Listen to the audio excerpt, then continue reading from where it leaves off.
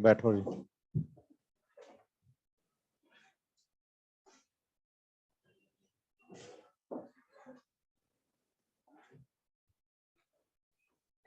कहां तक पहुंचे थे?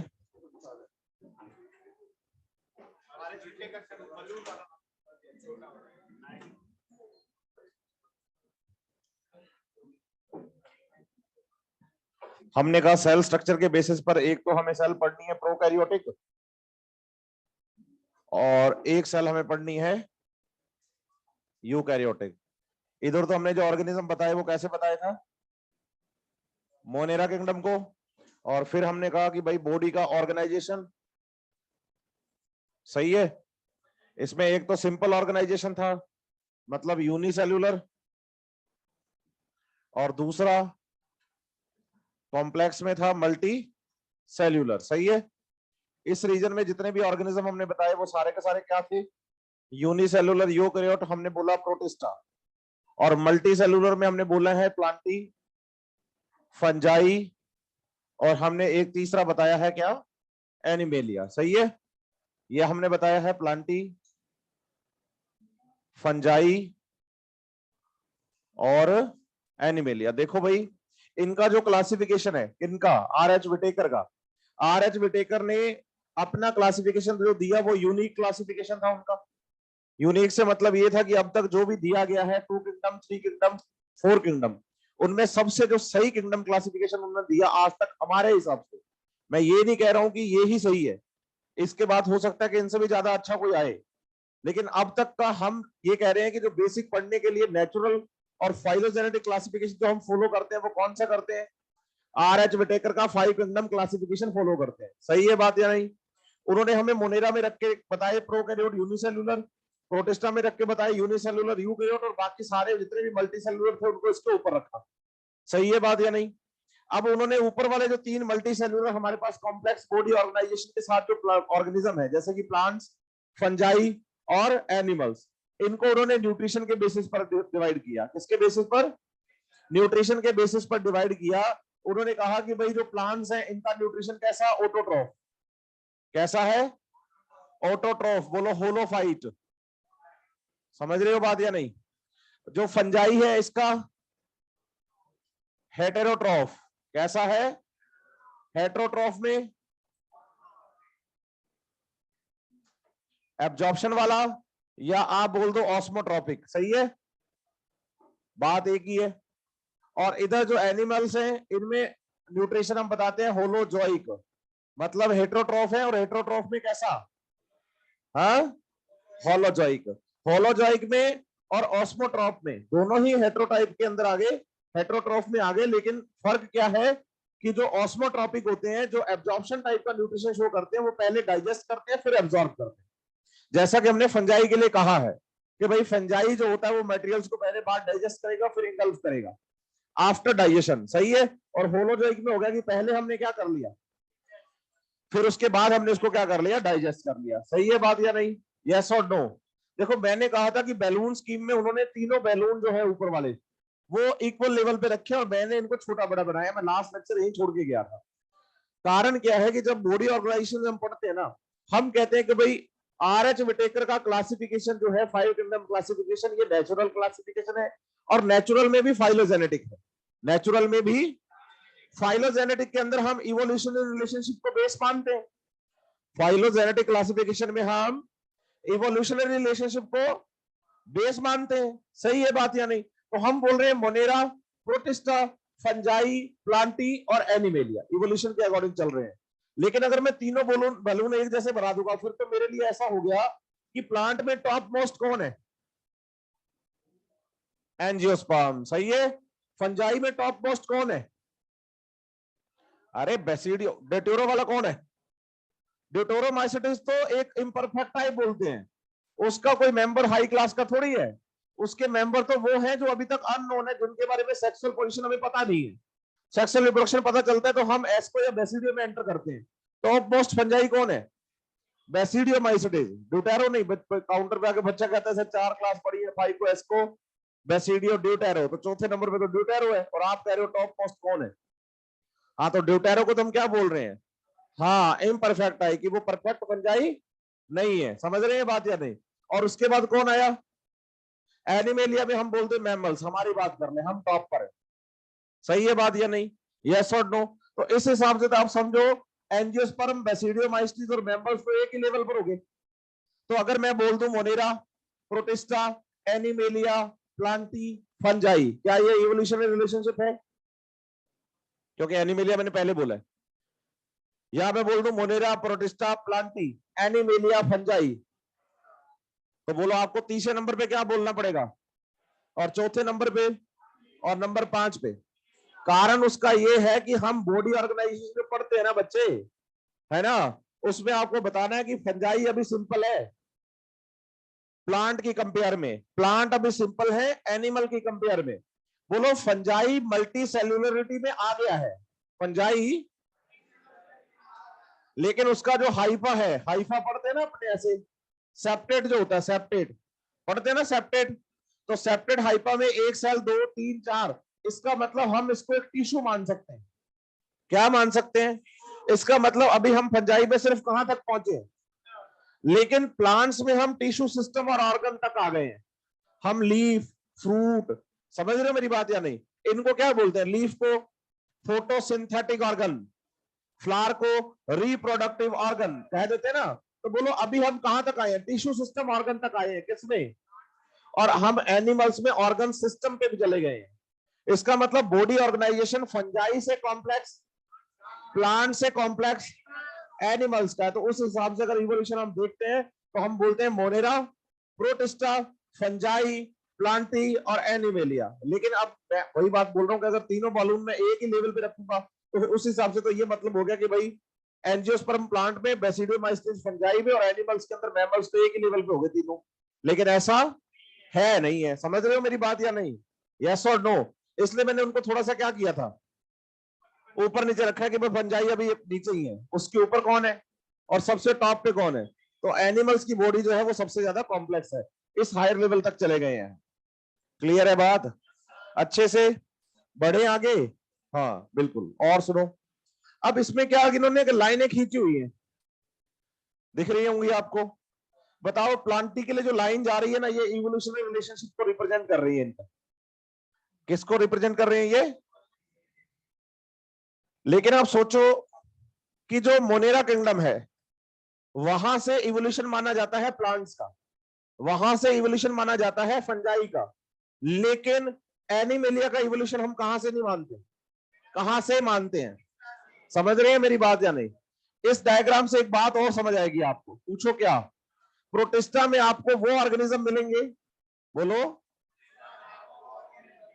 जो प्लांट्स, फंजाई और एनिमल्स तीनों के कैरेक्टर शो करते होंगे। समझ रहे हो बात या नहीं? इसलिए मैक्सिमम न्यूट्रिशनल डाइवर्सिटी जो बताई जाती है वो प्रोटिस्टा में बताई जाती है। कहां पर बताई जाती है? प्रोटिस्टा में। समझ रहे हो मेरी बात या नहीं? यस और नो? क्या हुआ कि भाई मोनेरा से हमने माना कि भाई प्लांट का ओरिजिन हुआ है। प्लांट क्या करता है? फोटोसिंथेसिस। फोटोसिंथेसिस के लिए उसको चाहिए फोटोसिंथेटिक पिगमेंट्स। क्या चाहिए? बोलो क्लोरोफिल ए, जो कि वाटर को तोड़ के ऑक्सीजन निकालता है। क्या प्लांट्स में ऐसा होता है? वाटर टूट के ऑक्सीजन निकलती है। क्या प्लांट ऑक्सीजनिक फोटोसिंथेसिस करते हैं? क्या वो अपना फूड स्टार्च की फॉर्म में स्टोर करते हैं? बोलो ये सारी बातें आपको मिल सकती है कहां पर? साइनोबैक्टीरिया में। साइनोबैक्टीरिया के कैरेक्टर हम प्लांट से मैच करते हुए मानते हैं। तो हम कहते हैं कि प्लांट का ओरिजिन कहां से शुरू हुआ? कहां से? प्रोटिस्टा में आए तो बोलो हम यहाँ प्लांट से मैच करते हुए कैरेक्टर हमें और मिलते हैं, डाइनोफ्लैजिलेट, डायटम्स और डेस्पिड्स पे। तो बताइए मोनेरा से, प्रोटिस्टा से प्लांटी का ओरिजिन माना जा सकता है। ये लाइन यही बता रही है। फंजाई की अगर बात करें तो फंजाई होती है फिलामेंटस स्ट्रक्चर। कैसी होती है? Mycetes, phycomycetes, asco, basidio, deutero. तो बताइए मोनेरा किंगडम में एक मेंबर है एक्टिनोमाइसिटीज, फिलामेंटस बैक्टीरिया। कौन? लेकिन उसके सेलुलर कैरेक्टर कैसे हैं? इसलिए कहां पढ़ रहे हो? है तो फिलामेंटस, है तो, लेकिन सेल कैसी है? इसलिए कहां पढ़ रहे हैं? तो बताओ हम मान सकते हैं कि फंजाई का इवोल्यूशन भी कहां से शुरू हो गया था? मोनेरा से। फिर बच्चा कहता है प्रोटिस्टा में, तो बोलो फॉल्स फंजाई, स्लाइम मोल्ड। समझ रहे हो मेरी बात या नहीं? और फिर ऊपर पहुंचे तो फंजाई में आ गए, फाइको, एस्को, बेसिडियो तक। सही है बात या नहीं? तो इसका मतलब इसका इवोल्यूशन भी यहां से माना। लेकिन बात आती है किसके बारे में? बोलो मोनेरा के मैक्सिमम मेंबर में सेल वॉल है, प्रोटिस्टा के अंदर भी है, लेकिन एनिमल्स में सेल वॉल। तो बताइए कि मोनेरा के अंदर हमें ऐसा कोई ऑर्गेनिज्म नहीं दिखा कि जिसके कैरेक्टर किससे मैच करते हो, लेकिन यहां मिल जाता है। प्रोटोजोन्स, अमीबा, पैरामीशियम, पढ़ते हो ना? तो बोलो प्रोटिस्टा में एनिमल से मैच करते हुए ऑर्गेनिजम्स मिल जाते हैं। समझ रहे हो बात या नहीं? इसलिए हम एनिमल का ऑरिजिन कहां से मानते हैं। अब जैसी मैंने ये बात बोलता हूं तो कईयों के कान खड़े हो जाते हैं कि भाई माइकोप्लाज्मा में सेल वॉल नहीं होती। माइकोप्लाज्मा में सेल वॉल नहीं होती, किसमें? मोनेरा के अंदर। लेकिन आपको समझना पड़ेगा कि मोनेरा के अंदर जो माइकोप्लाज्मा है उसकी सेल मेम्ब्रेन एनिमल जैसी नहीं होती, ट्राइलैमेलर सेल मेम्ब्रेन बताते हैं। तो ऐसा कैरेक्टर हमें को दिखता नहीं है वहां पर। इसलिए हम ये लाइन एनिमल्स के लिए कहां से खींचते हैं?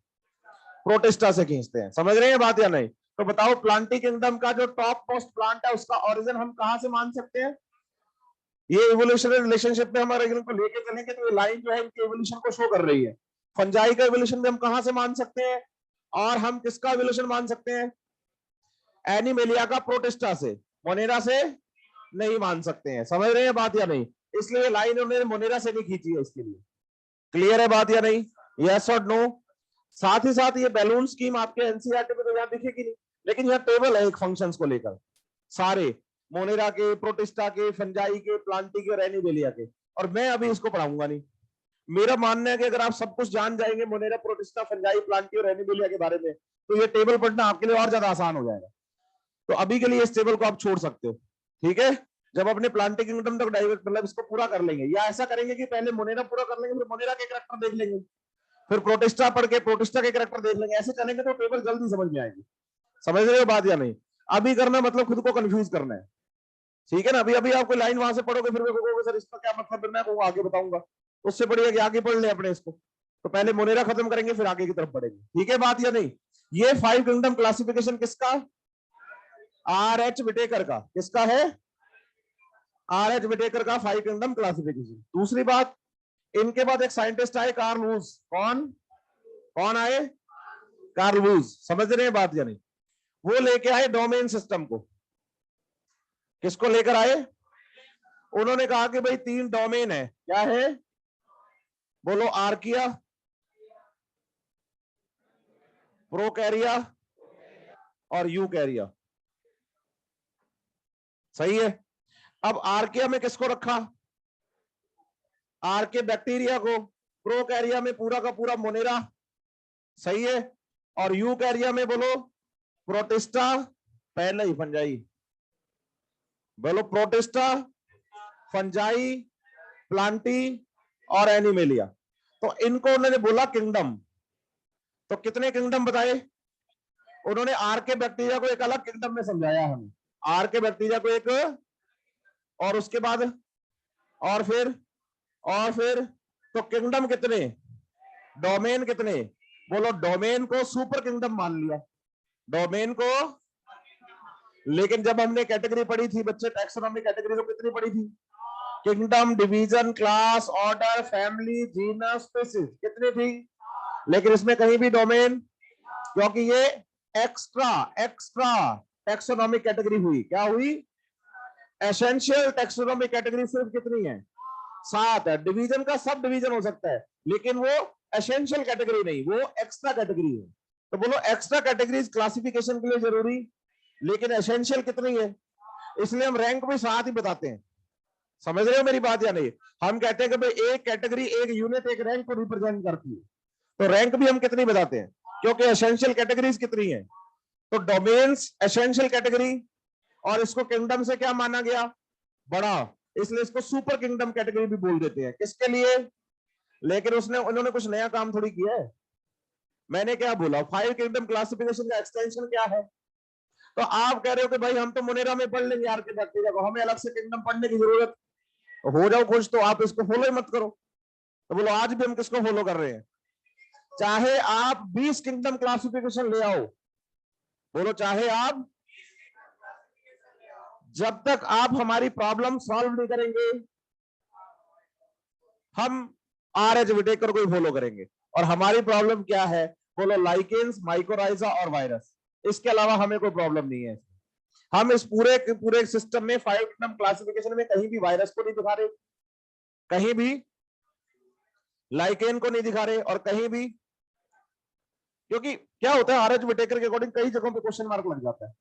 जैसे मैं आपको समझाऊं, हमने आईसीबीएन पढ़ा, आईसीजेडएन भी होता है, आईसीएनबी भी होता है, आईसीबीएन बोटेनिकल नोमेनक्लेचर, आईसीजेडएन और आईसीएनबी नोमेनक्लेचर ऑफ बैक्टीरिया, और आईसीवीएन। सही है बात या नहीं? हाँ या ना? अब वायरस को क्या कह रहे हो? आईसीवीएन नोमेनक्लेचर कर रहे हो, कैरेक्टर भी बता रहे हो, टैक्सोनॉमी भी कर रहे होंगे फिर तो, है ना? और मजे की बात है कि इसको कह देते हैं कि भाई ये सेल थ्योरी को फॉलो नहीं करता और लिविंग कंसीडर नहीं होता। और मजे की बात है कि इसके लिए अलग से हमने सिस्टम बना रखे है, आईसीवीएन।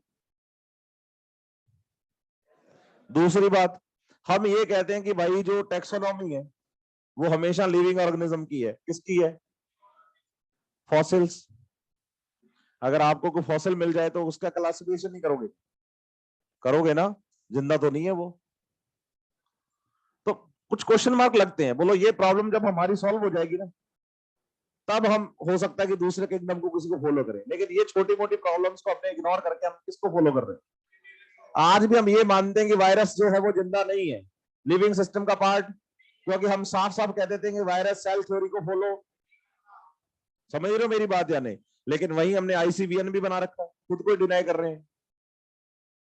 ठीक है बात या नहीं? तो इसलिए हम कह रहे हैं कि हमारी जिस दिन ये प्रॉब्लम सॉल्व हो जाएगी ना, बैक्टीरिया की, सॉरी वायरस की, माइकोप्लाज्मा की, और लाइकेन्स की, और माइकोराइजा की, तो उस दिन हो सकता है कि हम किसी और किंगडम को फॉलो करें। अदरवाइज हमारे लिए 5 किंगडम क्लासिफिकेशन सफिशिएंट है। क्लियर है बात या नहीं? ये हुआ बच्चे 6 किंगडम क्लासिफिकेशन। यहां तक प्रॉब्लम? बढ़े फिर आगे? पक्का ना?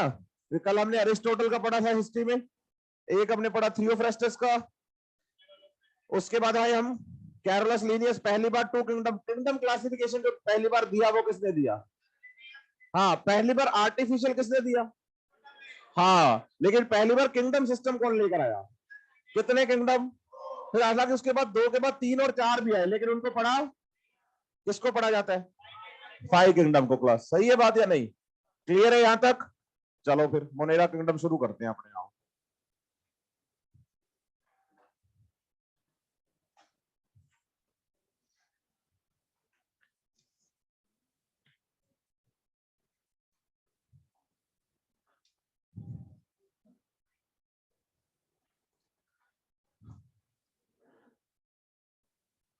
थोड़ा सा रहम करो, खुसफुसाओ मत। चलो जी आगे बढ़ते हैं। अब जो हम पढ़ने जा रहे हैं वो कौन है? मोनेरा। मोनेरा में सब कौन है? बैक्टीरिया वाला था कोई इधर से? भाई साहब इधर देखो, बोलो all prokaryotes are included in Monera. Bacteria is the sole member of the Monera. अगर कहा जाए कि भाई मोनेरा का सबसे सही इंपॉर्टेंट मेंबर कौन है, तो हम किसको मानते हैं? तो soul member of the Monera. लेकिन बैक्टीरिया में आते 7। बोलो, यू बैक्टीरिया, साइनो बैक्टीरिया, बोलो माइकोप्लाज्मा और आर्के बैक्टीरिया। ये 4 तो हम पढ़ेंगे, ये 4 तो हम पढ़ेंगे, लेकिन नहीं पढ़ेंगे क्या? क्या क्या नहीं पढ़ेंगे? बोलो, एक्टिनोमाइसीट्स, रिकेट्स और क्लेमाइडी। इनको हमने नहीं पढ़ना। समझ रहे हो बात या नहीं? ये 3 नहीं पढ़ने। पढ़ने कितने हैं? कौन कौन? तो शुरुआत हम बैक्टीरिया से करेंगे, लेकिन अभी मैं पहले आपको किसके बारे में बता रहा हूं? नहीं, सिर्फ प्रोकैरियोट्स के बारे में, मतलब मोनेरा किंगडम के बेसिक कैरेक्टर, जनरल कैरेक्टर, जो कि सब फॉलो करते हैं। जो भी प्रोकैरियोट हैं वो फॉलो करते हैं। सही है बात या नहीं? बताइए, प्रोकैरियोटिक सेल जो है कौन?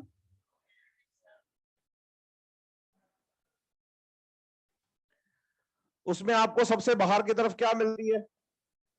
बोलो सेल वॉल। क्या मिलेगी? तो बताइए कि जो प्रोकैरियोट्स हैं मोनेरा किंगडम के, उनमें बाहर कौन प्रेजेंट है? बस इसका एक्सेप्शन कौन है? माइकोप्लाज्मा। माइकोप्लाज्मा में क्या नहीं है? सेल वॉल नहीं है। सही है बात या नहीं? तो बताओ कि जो माइकोप्लाज्मा हम पढ़ेंगे उसमें सेल वॉल एब्सेंट बताओगे। ठीक है बात? सेल वॉल के अंदर की तरफ बताओ सेल मेम्ब्रेन, और सेल मेम्ब्रेन वही फॉस्फोलिपिड बाइलेयर। क्या बताओगे? दोनों के बीच में, सेल वॉल और सेल मेम्ब्रेन के बीच में स्पेस होता है periplasmic space, in short PPS. सही है? और इसे एनालॉग टू लाइसोसोम मानते हैं। क्या मानते हैं?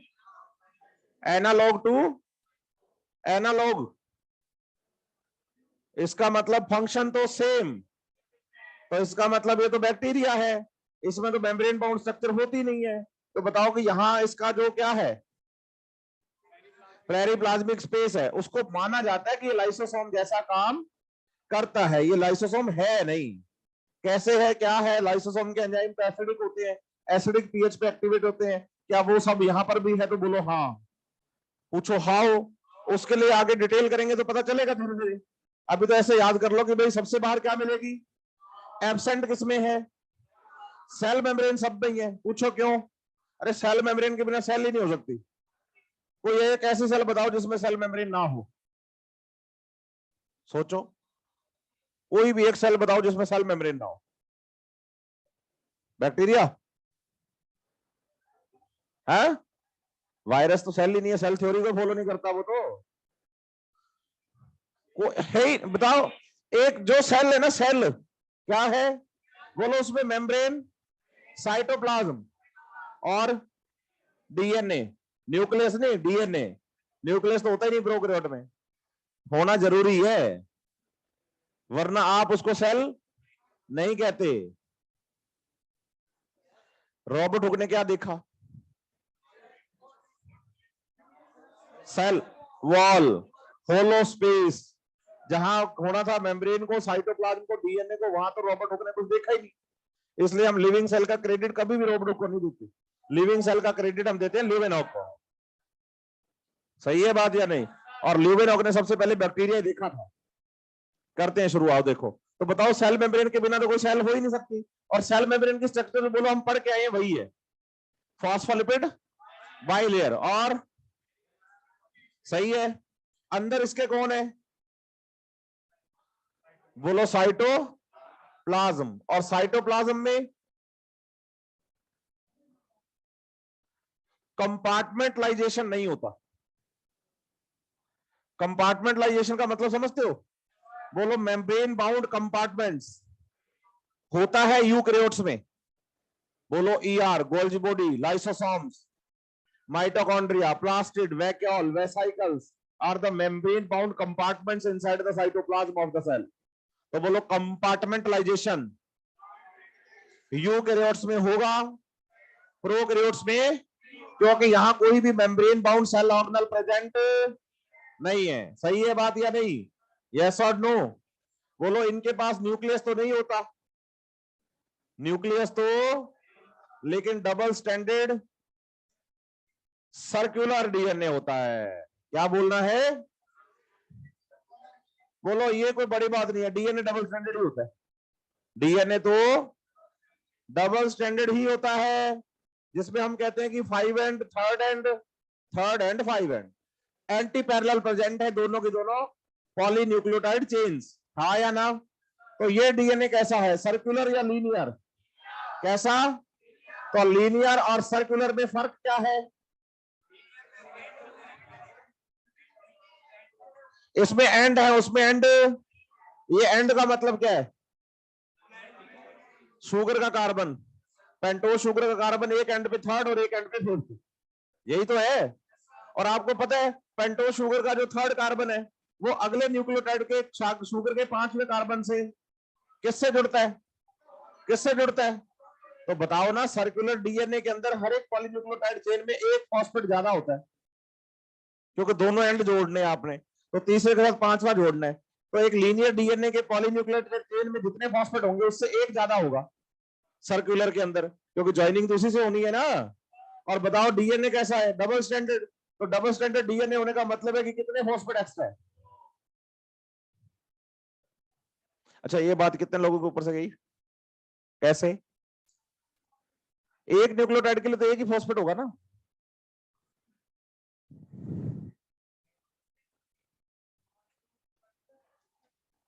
नहीं नहीं, मैं ये कह रहा हूं स्टैंड दो हैं, एक स्टैंड को घुमा के ला और दोनों एंड जोड़, तीसरे और पांचवे के बीच में किससे जोड़ेगा? फिर दूसरा स्टैंड भी तो घुमा बराबर। नहीं समझ रहे मेरी बात आप? नहीं समझे? ऊपर से गया ना, पक्का आ गया ना दिमाग में? हाँ, तो बोलो ये ऐसा डीएनए है, सर्कुलर डीएनए। कैसा? सर्कुलर डीएनए को क्या कहते हैं? बोलो, न्यूक्लियोइड, जीनोफोर, इंसिपिएंट न्यूक्लियस। अच्छा, कितने लोगों ने सेल बायोलॉजी में माइटोकॉन्ड्रिया का हैंड रिटन डायग्राम जो है वो पढ़ा था?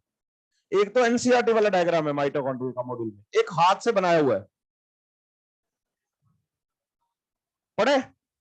उसमें एक लाइन लिखी हुई है, GC rich double standard circular DNA को लिखा है ना। बोलो, प्रोकैरियोट्स का डीएनए यूकैरियोट्स की कंपेयर में जीसी रिच होता है। जीसी रिच होने से मतलब है कि डीएनए में ए डबल बॉन्ड टी और सी ट्रिपल बॉन्ड जी होता है। तो प्रोकैरियोटिक डीएनए में सी ट्रिपल बॉन्ड जी ज्यादा है। पूछो क्यों? क्योंकि हाइड्रोजन बॉन्ड। तो बोलो डीएनए को स्टेबिलिटी। तो सोचो, प्रोकैरियोटिक ऑर्गेनिज्म जो होते हैं वो ज्यादा हार्श कंडीशन में रहते हैं, एडवर्स कंडीशन में रहते हैं, या यूकैरियोट्स? प्रोकैरियोट तो दिमाग में आते ही बोलो एडवर्स कंडीशंस आती है। सही है बात या नहीं? तो इनके डीएनए को स्टेबिलिटी क्या चाहिए? तो बताओ, इनका डीएनए जीसी रिच होता है। क्या होता है? जीसी रिच डीएनए होता है। समझ रहे हो बात या नहीं? यस और नो? साथ ही साथ बताइए, इनके डीएनए को नेकेड कहा जाता है। क्या कहा जाता है? क्यों कहा जाता है नेकेड? क्योंकि चारों तरफ क्या नहीं है इसके? क्या नहीं है इसके? न्यूक्लियर मेम्ब्रेन नहीं है। यस और नो? तो न्यूक्लियर मेम्ब्रेन ना होने की वजह से इस डीएनए को क्या बोल दिया जाता है? क्या बोल दिया जाता है? यस और नो? गलत बात। बोलो, डीएनए तो नेकेड है, लेकिन नेकेड बोलने का कारण ये नहीं है। हाँ, prokaryotic DNA is not packed by histone, so it is called as naked DNA. Naked बोलने का कारण है कि ये किससे पैक नहीं होता। हाँ, ऐसे याद करना है आज के बाद। क्या बोलोगे? हाँ, यहाँ बच्चा नेकेड का मतलब नंगा समझ लेता है, तो उसको लगता है कि भाई कवरिंग नहीं है इसलिए इसको नेकेड बोला जाता है। नहीं, ऐसा नहीं। हाँ हाँ, सीधी भाषा में आओगे तो जल्दी समझोगे। तो यहाँ नेकेड से मतलब है कि हिस्टोन से पैक नहीं है। तो बोलो, prokaryotic DNA packed by polyamine. क्या बताओगे? Packed by polyamines. समझ रहे हो बात या नहीं? यस और नो? और बोलो, इसी डीएनए को, बोलो इसी डीएनए को बैक्टीरिया का जीनोमिक डीएनए, क्या बोलोगे? बैक्टीरिया का जीनोमिक क्या बोलेंगे? या फिर क्रोमोसोमल, क्योंकि ले दे के इस बैक्टीरियल सेल के पास तो यही और कुछ नहीं है। सही है? बोलो, बोलो क्रोमोसोमल डीएनए, क्या बोलोगे? या जीनोमिक डीएनए, क्योंकि जीनोम भी इसका यही है, या फिर न्यूक्लियोइड, जीनोफोर, इंसिपिएंट न्यूक्लियस, वो सब यही है। ठीक है बात? प्रोकैरियोटिक सेल में कोई भी मेम्ब्रेन बाउंड सेल ऑर्गेनल, लेकिन मेम्ब्रेन लेस तो होते हैं। सही है? और वो मेम्ब्रेन लेस सेल ऑर्गेनल, शाबाश बच्चे शाबाश, कौन से राइबोसोम्स हैं? तो बड़े कौन से हैं, 70s या 80s? तो इसका मतलब prokaryotic ribosomes are smaller than eukaryotic. और यूकैरियोट्स में कौन से राइबोसोम्स होते हैं? सिर्फ 80s नहीं, साइटोप्लाज्म में, क्लोरोप्लास्ट और माइटोकॉन्ड्रिया में। Very good. तो बताइए, ribosomes of the chloroplast and mitochondria smaller than the cytoplasmic ribosomes. सही है? तो अब देखो, आपने यूकैरियोटिक सेल के साइटोप्लाज्म में राइबोसोम पढ़े, 80s पढ़े ना? On the position of the ribosomes, बोलो on the basis of the position, on the basis of the position of the ribosomes, ribosomes की पोजीशन के बेसिस पर। आपने यूकैरियोटिक सेल में राइबोसोम कितने टाइप के पढ़े, बताओ कौन कौन से? पोजीशन के बेसिस पर। साइटोप्लाज्म में वो तो गए उधर क्लोरोप्लास्ट माइटोकॉन्ड्रिया में। बोलो बाउंड और free, position free in cytoplasm, bound on ER. ER में भी सिस्टर्नी या ट्यूब्यूल, उसका सरफेस एरिया ज्यादा है। Flatten tiny tubular structures are cisternae, और फ्लैटन होने का मतलब सरफेस एरिया, ताकि ज्यादा से ज्यादा क्या जुड़ पाए। क्लियर है बात अच्छे से? कोई प्रॉब्लम? आगे बढ़ते हैं। बताइए राइबोसोम्स जुड़े हुए हैं कहां पर? तो कितने टाइप के राइबोसोम हो गए? बोलो बाउंड और क्या इनकी फंक्शनिंग में फर्क है क्या?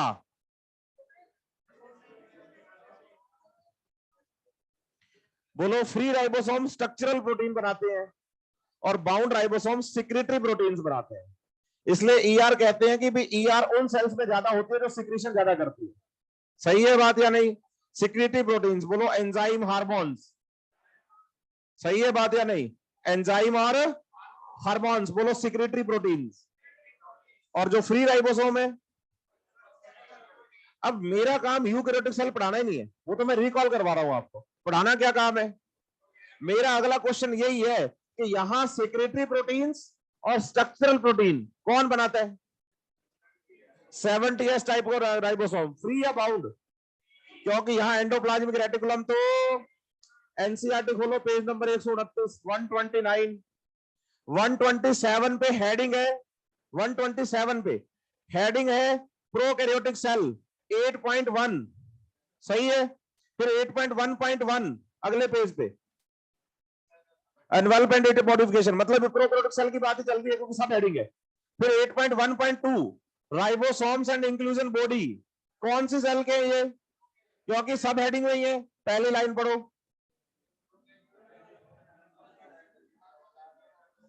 हाँ अब समझ जाओ। बोलो फ्री और बाउंड राइबोसोम इधर भी होते। ठीक है बात? तो बताओ प्रोकैरियोटिक सेल में भी राइबोसोम कहां जुड़े होते हैं? प्लाज्मा मेम्ब्रेन पे। कहां पर? बोलो ईआर नहीं है तो कोई बात नहीं, जुड़ेंगे तो सही, लेकिन कहां? शाबाश, बढ़े आगे। तो बताओ इसमें बच्चे को मैं कहता हूं कि भाई इसमें membrane bound cell organelle Monera में, प्रोकैरियोटिक सेल में नहीं है, लेकिन मेम्ब्रेन लेस राइबोसोम तो काउंटर पे। सर सेंट्रोसोम भी ना मेम्ब्रेन लेस होता है? नहीं, सेंट्रोसोम भी, फिर वो क्यों नहीं है? तो बताओ सेंट्रोसोम का फॉर्मेशन होता है ट्यूबुलिन प्रोटीन से। ट्यूबुलिन प्रोटीन है साइटोस्केलेटन का पार्ट, और प्रोकैरियोटिक सेल में साइटोस्केलेटन होता ही नहीं। तो भाई कैसे बनाओगे आप सेंट्रोसोम को? है ना? ये बात ध्यान रखनी है आपको। मेम्ब्रेन बाउंड है, मेम्ब्रेन लेस है, मेम्ब्रेन लेस में सिर्फ राइबोसोम ऐसा है जो यहां पर है। So ribosome is also called as the universal cell organelle. आगे बढ़े। बताओ इसमें कोई भी मेम्ब्रेन बाउंड सेल ऑर्गेनल तो, लेकिन जो काम हमने मेम्ब्रेन बाउंड सेल ऑर्गेनल से करवाना था वो हम यहां पर मेम्ब्रेन से करवाते हैं, सेल मेम्ब्रेन से। किससे करवाते हैं? तो बताइए कुछ जगहों पर सेल मेम्ब्रेन अंदर की तरफ इन्वेजिनेट होकर, क्या होकर, क्या होकर, क्या करती हैं?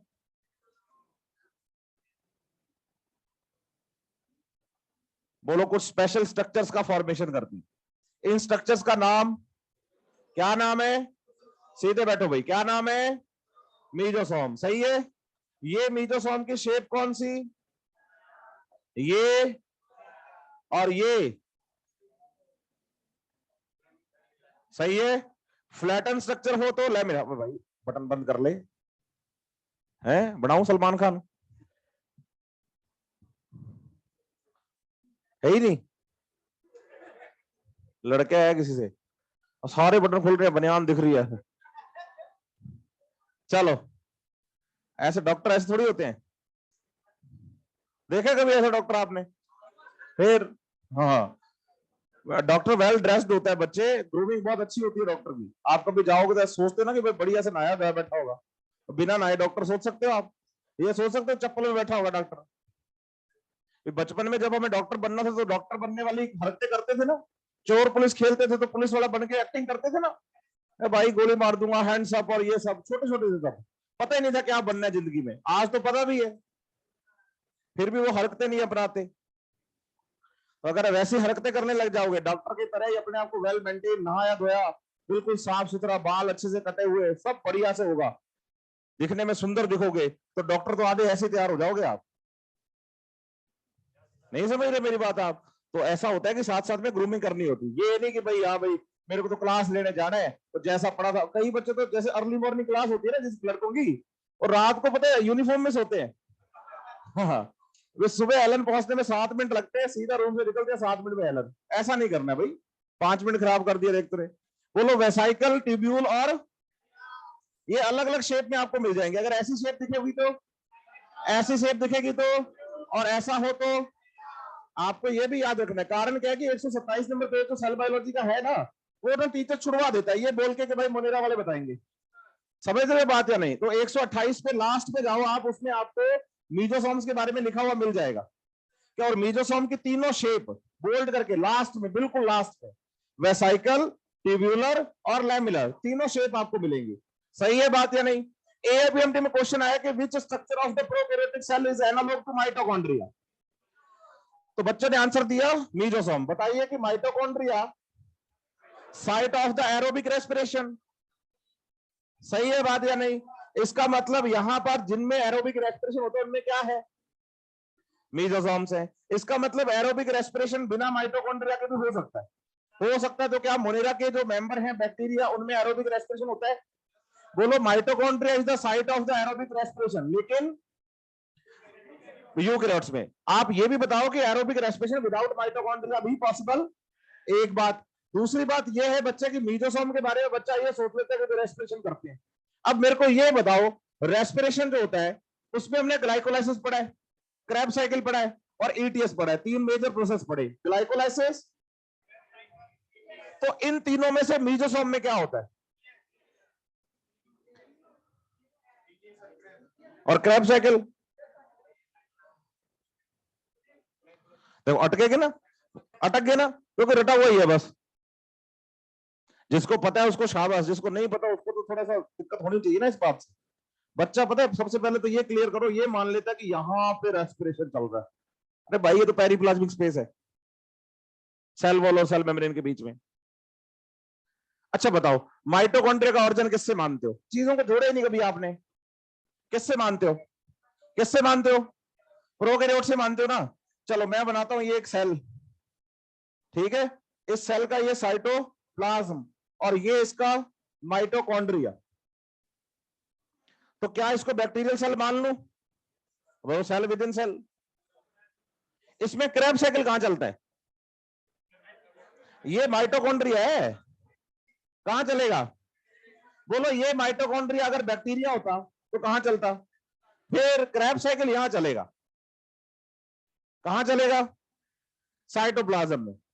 और बताओ क्रैब साइकिल के बाद कौन सा प्रोसेस पढ़ते हैं हम, वो कहां चलता है? तो बोलो इनर मेम्ब्रेन कौन है? इनर मेम्ब्रेन है, बोलो सेल मेम्ब्रेन कौन है? तो इसका मतलब ईटीएस तो पूरी सेल मेम्ब्रेन में चलता है। ईटीएस तो पूरी, मीजोसोम तो सरफेस एरिया बढ़ाते हैं। मीजोसोम्स तो, बोलो यहां मीजोसोम है, बोलो यहां, वहां क्रिस्टी है।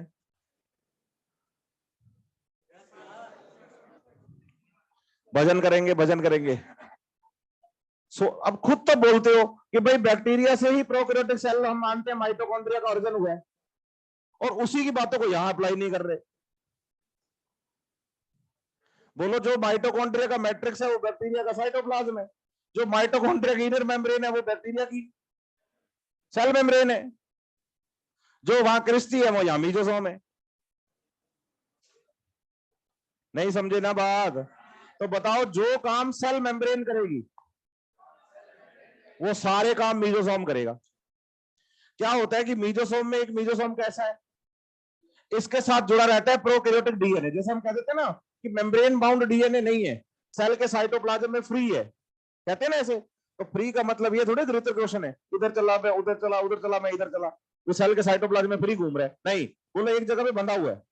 कहां पर बंधा हुआ है? हाँ, ट्यूब्यूल के साथ। और ट्यूब्यूल कौन है? कौन है? तो बोलो जब ये डीएनए रेप्लिकेट करेगा तो मीजोसोम इसमें हेल्प करेगा, क्योंकि इनिशिएट वहीं से होना है। दूसरी बात, बोलो एक डीएनए से कितने डीएनए बने? तो बोलो फिर मीजोसोम भी दो बनाने पड़ेंगे। क्या करने पड़ेंगे? अब दो मीजोसोम दोनों तरफ से बने और यूं क्या हो गए? तो बोलो इधर वाली सेल इधर अलग और इधर वाली अलग, बोलो बाइनरी फ्यूजन हो गया। रेप्लिकेशन ऑफ डीएनए और distribution of DNA into daughter cells, ये भी काम किसका? किसका? बोलो सेल मेम्ब्रेन से मटेरियल्स बाहर जाते हैं, बाहर। बोलो एक्सक्रीशन, बोलो सिक्रीशन। अच्छा, एक्सक्रीशन और सिक्रीशन का डिफरेंस बताओ। शाबाश। वेस्ट बाहर जाए तो, यूजफुल बाहर जाए तो, ये भी करते हैं मीजोसोम, क्योंकि मीजोसोम है क्या? तो जो काम सेल मेम्ब्रेन करती है वो, और साथ में रेस्पिरेशन भी करते हैं। तो आप कह देते हो कि मीजोसोम्स आर एनालॉगस टू, लेकिन इसका मतलब ये बिल्कुल भी नहीं है कि वो सिर्फ माइटोकॉन्ड्रिया वाला काम एरोबिक रेस्पिरेशन करवाते हैं, वो सारे काम करते हैं जो सेल मेम्ब्रेन करती है। Multiple functions of the mesosomes. जिंदा हो? 129 पे ऊपर देखो, पहले पैराग्राफ की स्टार्टिंग की 3 लाइनों में सारे काम लिखे हैं उन्होंने। रेस्पिरेशन भी लिखा है, सेल वॉल फॉर्मेशन भी लिखा है, क्योंकि सेल वॉल का फॉर्मेशन मेम्ब्रेन करती है। तो जो सेल वॉल मीजोसोम के सामने होगी वो कौन बनवाएगा? जो सेल वॉल मीजोसोम के बिल्कुल सामने होगी, यहां पर, ये मीजोसोम ही तो बनाएंगे, क्योंकि वो मटेरियल तो यहीं से सीक्रेट होना है। समझ रहे हो बात या नहीं? अच्छे से? पक्का? कोई दिक्कत? प्रोकैरियोटिक सेल में आपको याद रखना है बच्चे, सेल के साइटोप्लाज्म में कोई भी मेम्ब्रेन बाउंड स्ट्रक्चर तो है नहीं, बोलो कोई भी। अब आपसे कोई कह दे कि भाई प्लांट सेल ने फूड स्टोर किया, क्या किया? तो आप कह देते हो कि फूड क्लोरोप्लास्ट में बना और स्टोर हो गया। आप कहते हो मिनरल्स स्टोर किए, आप कहते हो एलिमेंट्स स्टोर किए, आपने ये बनाया, ये रख लिया। तो सब किसमें रखते हो? मेम्ब्रेन बाउंड स्ट्रक्चर्स में। यहां कोई मेम्ब्रेन बाउंड स्ट्रक्चर तो, बोलो सारा का सारा मटेरियल, चाहे वो यूजफुल हो और चाहे वेस्ट हो, बोलो सेल के साइटोप्लाज्म में, बोलो सेल के साइटोप्लाज्म में non living accumulated materials inclusions कहलाते हैं। क्या कहलाएंगे? क्या कहलाएंगे? क्या कहलाएंगे? समझ रहे हो? खीर खाई है, चावल और दूध होता है, बोलो दूध तो हो गया cytosol, liquid part of the cytoplasm. बोलो उसमें चावल जो है वो है सेल ऑर्गेनल्स। और काली मिर्च डाल दो, काली मिर्च साबुत गोल गोल, वो बीच बीच में पड़ी रहेगी ना, वैसे ही बोलो ये इंक्लूजन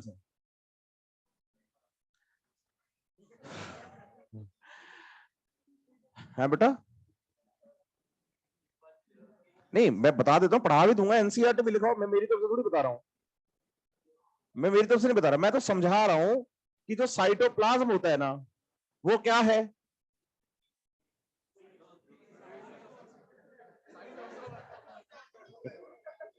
बोलो कॉलॉइड। हाँ, उसमें अभी मैं आसान करने की कोशिश कर रहा हूं, आपको आसान करना नहीं है बस। एक तो होता है डिस्पर्जन, एक होता है डिस्पर्ज, याद है ना आपको? तो बोलो जो लिक्विड पार्ट है जिसमें सब डूबे हुए हैं वो साइटोसोल है। अब साइटोसोल में क्या डूबा हुआ है? बोलो लिविंग ऑर्गेनल्स, वो तो हो गए cell organelle of the cell. और लिविंग सेल ऑर्गेनल्स के अलावा जो भी सेल के साइटोप्लाज्म में पड़ा है ऐसे ही लिविंग, चाहे वो स्टोर फूड हो और चाहे वो वेस्ट मटेरियल्स हो, वो सब क्या है? इंक्लूजन्स। सेल ऑर्गेनल लिविंग हो गए, साइटोसोल नहीं, बेस जो लिक्विड है जिसमें डूबे हुए हैं सब, वो cytosol. Liquid part of the cytoplasm cytosol, living cell organelle उसके अलावा जितना भी वेस्ट या यूजफुल मटेरियल सेल के साइटोप्लाज्म में स्टोर्ड है वो क्या हो गए? समझ रहे बात या नहीं? अब देखो एनसीईआरटी में प्रोकैरियोटिक सेल वाली जो हेडिंग है 8.1, उसकी लास्ट हेडिंग है 8.1.2, 129 पे राइबोसोम्स एंड इंक्लूजन बॉडीज, और उसके बाद ये यूकैरियोटिक सेल को शुरू करते हैं। तो मुझे बताओ आप कि इंक्लूजन प्रोकैरियोट्स में होते हैं या यूकैरियोट्स में या दोनों में? तो साइटोप्लाज्म तो दोनों में, इंक्लूजन तो दोनों में ही होते हैं। पढ़ाए किसने है? प्रोकैरियोट्स में पढ़ाए गए हैं। पढ़ाए किसमें है? प्रोकैरियोट्स में पढ़ाए गए हैं। होते तो इंक्लूजन। क्या एनिमल सेल प्लांट सेल में वेस्ट नहीं मिलेगा? क्या उसमें स्टोर फूड नहीं होगा? क्या सेल के साइटोप्लाज्म में ऐसे कोई डिपोजिट मटेरियल नहीं मिलेंगे? मिलेंगे ना। मिलेंगे तो फिर वो इंक्लूजन बोलो प्रोकैरियोट यूकैरियोट दोनों में ही है। क्या है? लेकिन हमें पढ़ाए किसमें गए हैं? अब उन इंक्लूजन के 4 अलग अलग नाम लिख के दिए उन्होंने सेकंड पैराग्राफ में 8.1.2 में। बोलो साइनोफाइसियन ग्रैनुअल्स, फोस्फेट ग्रैनुअल्स लिखा है ना उन्होंने, और ग्लाइकोजन ग्रैनुअल्स और गैस वैक्यूल्स। इनके नाम अपने डाइवर्सिटी में अलग अलग पड़ेंगे। पूछो क्या? बोलो अल्फा ग्रैनुअल्स, बोलो बीटा ग्रैनुअल्स, बोलो वॉल्यूटिन ग्रैनुअल्स, पढ़ेंगे। ये अलग अलग नाम है, लेकिन उन्होंने इतना टफ नहीं किया, उन्होंने आसान कर दिया कि भाई साइनोफाइसी, साइनोबैक्टीरिया में स्टोर होने वाला फूड जो है वो साइनोफाइसिन ग्रैनुअल्स है, अल्फा ग्रैनुअल्स। ठीक है। जो वॉल्यूटिन ग्रैनुअल्स होते हैं वो फॉस्फेट का सोर्स होते हैं। किसका? क्या करती है प्रोकैरियोटिक सेल ना, प्रोकैरियोटिक सेल फॉस्फेट को स्टोर करके रखती है एक्स्ट्रा। पूछो क्यों? ताकि जब डीएनए रेप्लिकेशन करना पड़े तो कहां करना पड़ेगा? साइटोप्लाज्म में ही। तो साइटोप्लाज्म में फॉस्फेट को स्टोर करके रखते हैं वो। तो भाई फ्यूचर में अगर डीएनए रेप्लिकेट करना पड़ा जल्दी से, क्या करना पड़ा? तो फॉस्फेट की क्या ना रह जाए, तो उसके लिए फॉस्फेट ग्रेनुअल्स हैं। बोलो गैस वैक्यूल्स, बाउंसी देते हैं। तैरना होता है ना पानी के अंदर, एक तो मैं तुम्हें ईंट बांध के पानी में फेंक दूं, पत्थर बांध के, और एक बैलून बांध के फेंक दूं, तो बोलो बैलून है ये, बाउंसी दे रहे हैं। समझ रहे हो? और बैक्टीरिया अपना फूड ग्लाइकोजन की फॉर्म में स्टोर करता है, तो उससे ग्लाइकोजन ग्रेनुअल्स बन जाते हैं। तो अलग अलग प्रोकैरियोट्स में अलग अलग ये आपको इंक्लूजन मिलते हैं साइटोप्लाज्म। और इंक्लूजन प्रोकैरियोट में होते हैं यूकैरियोट में, दोनों में। पढ़ाए किसमें गए हैं? बस अब ये प्रोकैरियोटिक सेल की बेसिक स्ट्रक्चर हुई है। अब अपने बैक्टीरिया शुरू करते हैं।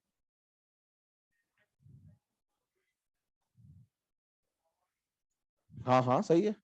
हाँ तो यूनिक जो, अब मैं फॉस्फेट स्टोर नहीं करता, यूकैरियोटिक सेल के साइटोप्लाज्म में फॉस्फेट स्टोर नहीं किया जाता, क्योंकि उसको पता है कि भाई मेरे सारे काम ये न्यूक्लियस कर देगा, तो सारे काम न्यूक्लियस में करवाए जाएंगे।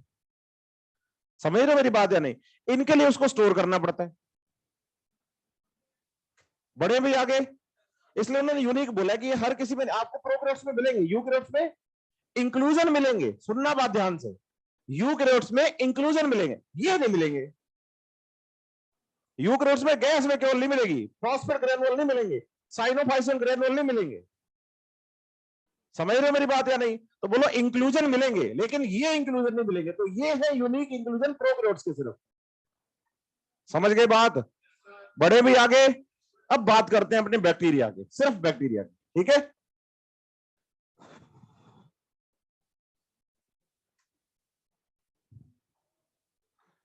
तो soul member of the Monera kingdom, bacteria.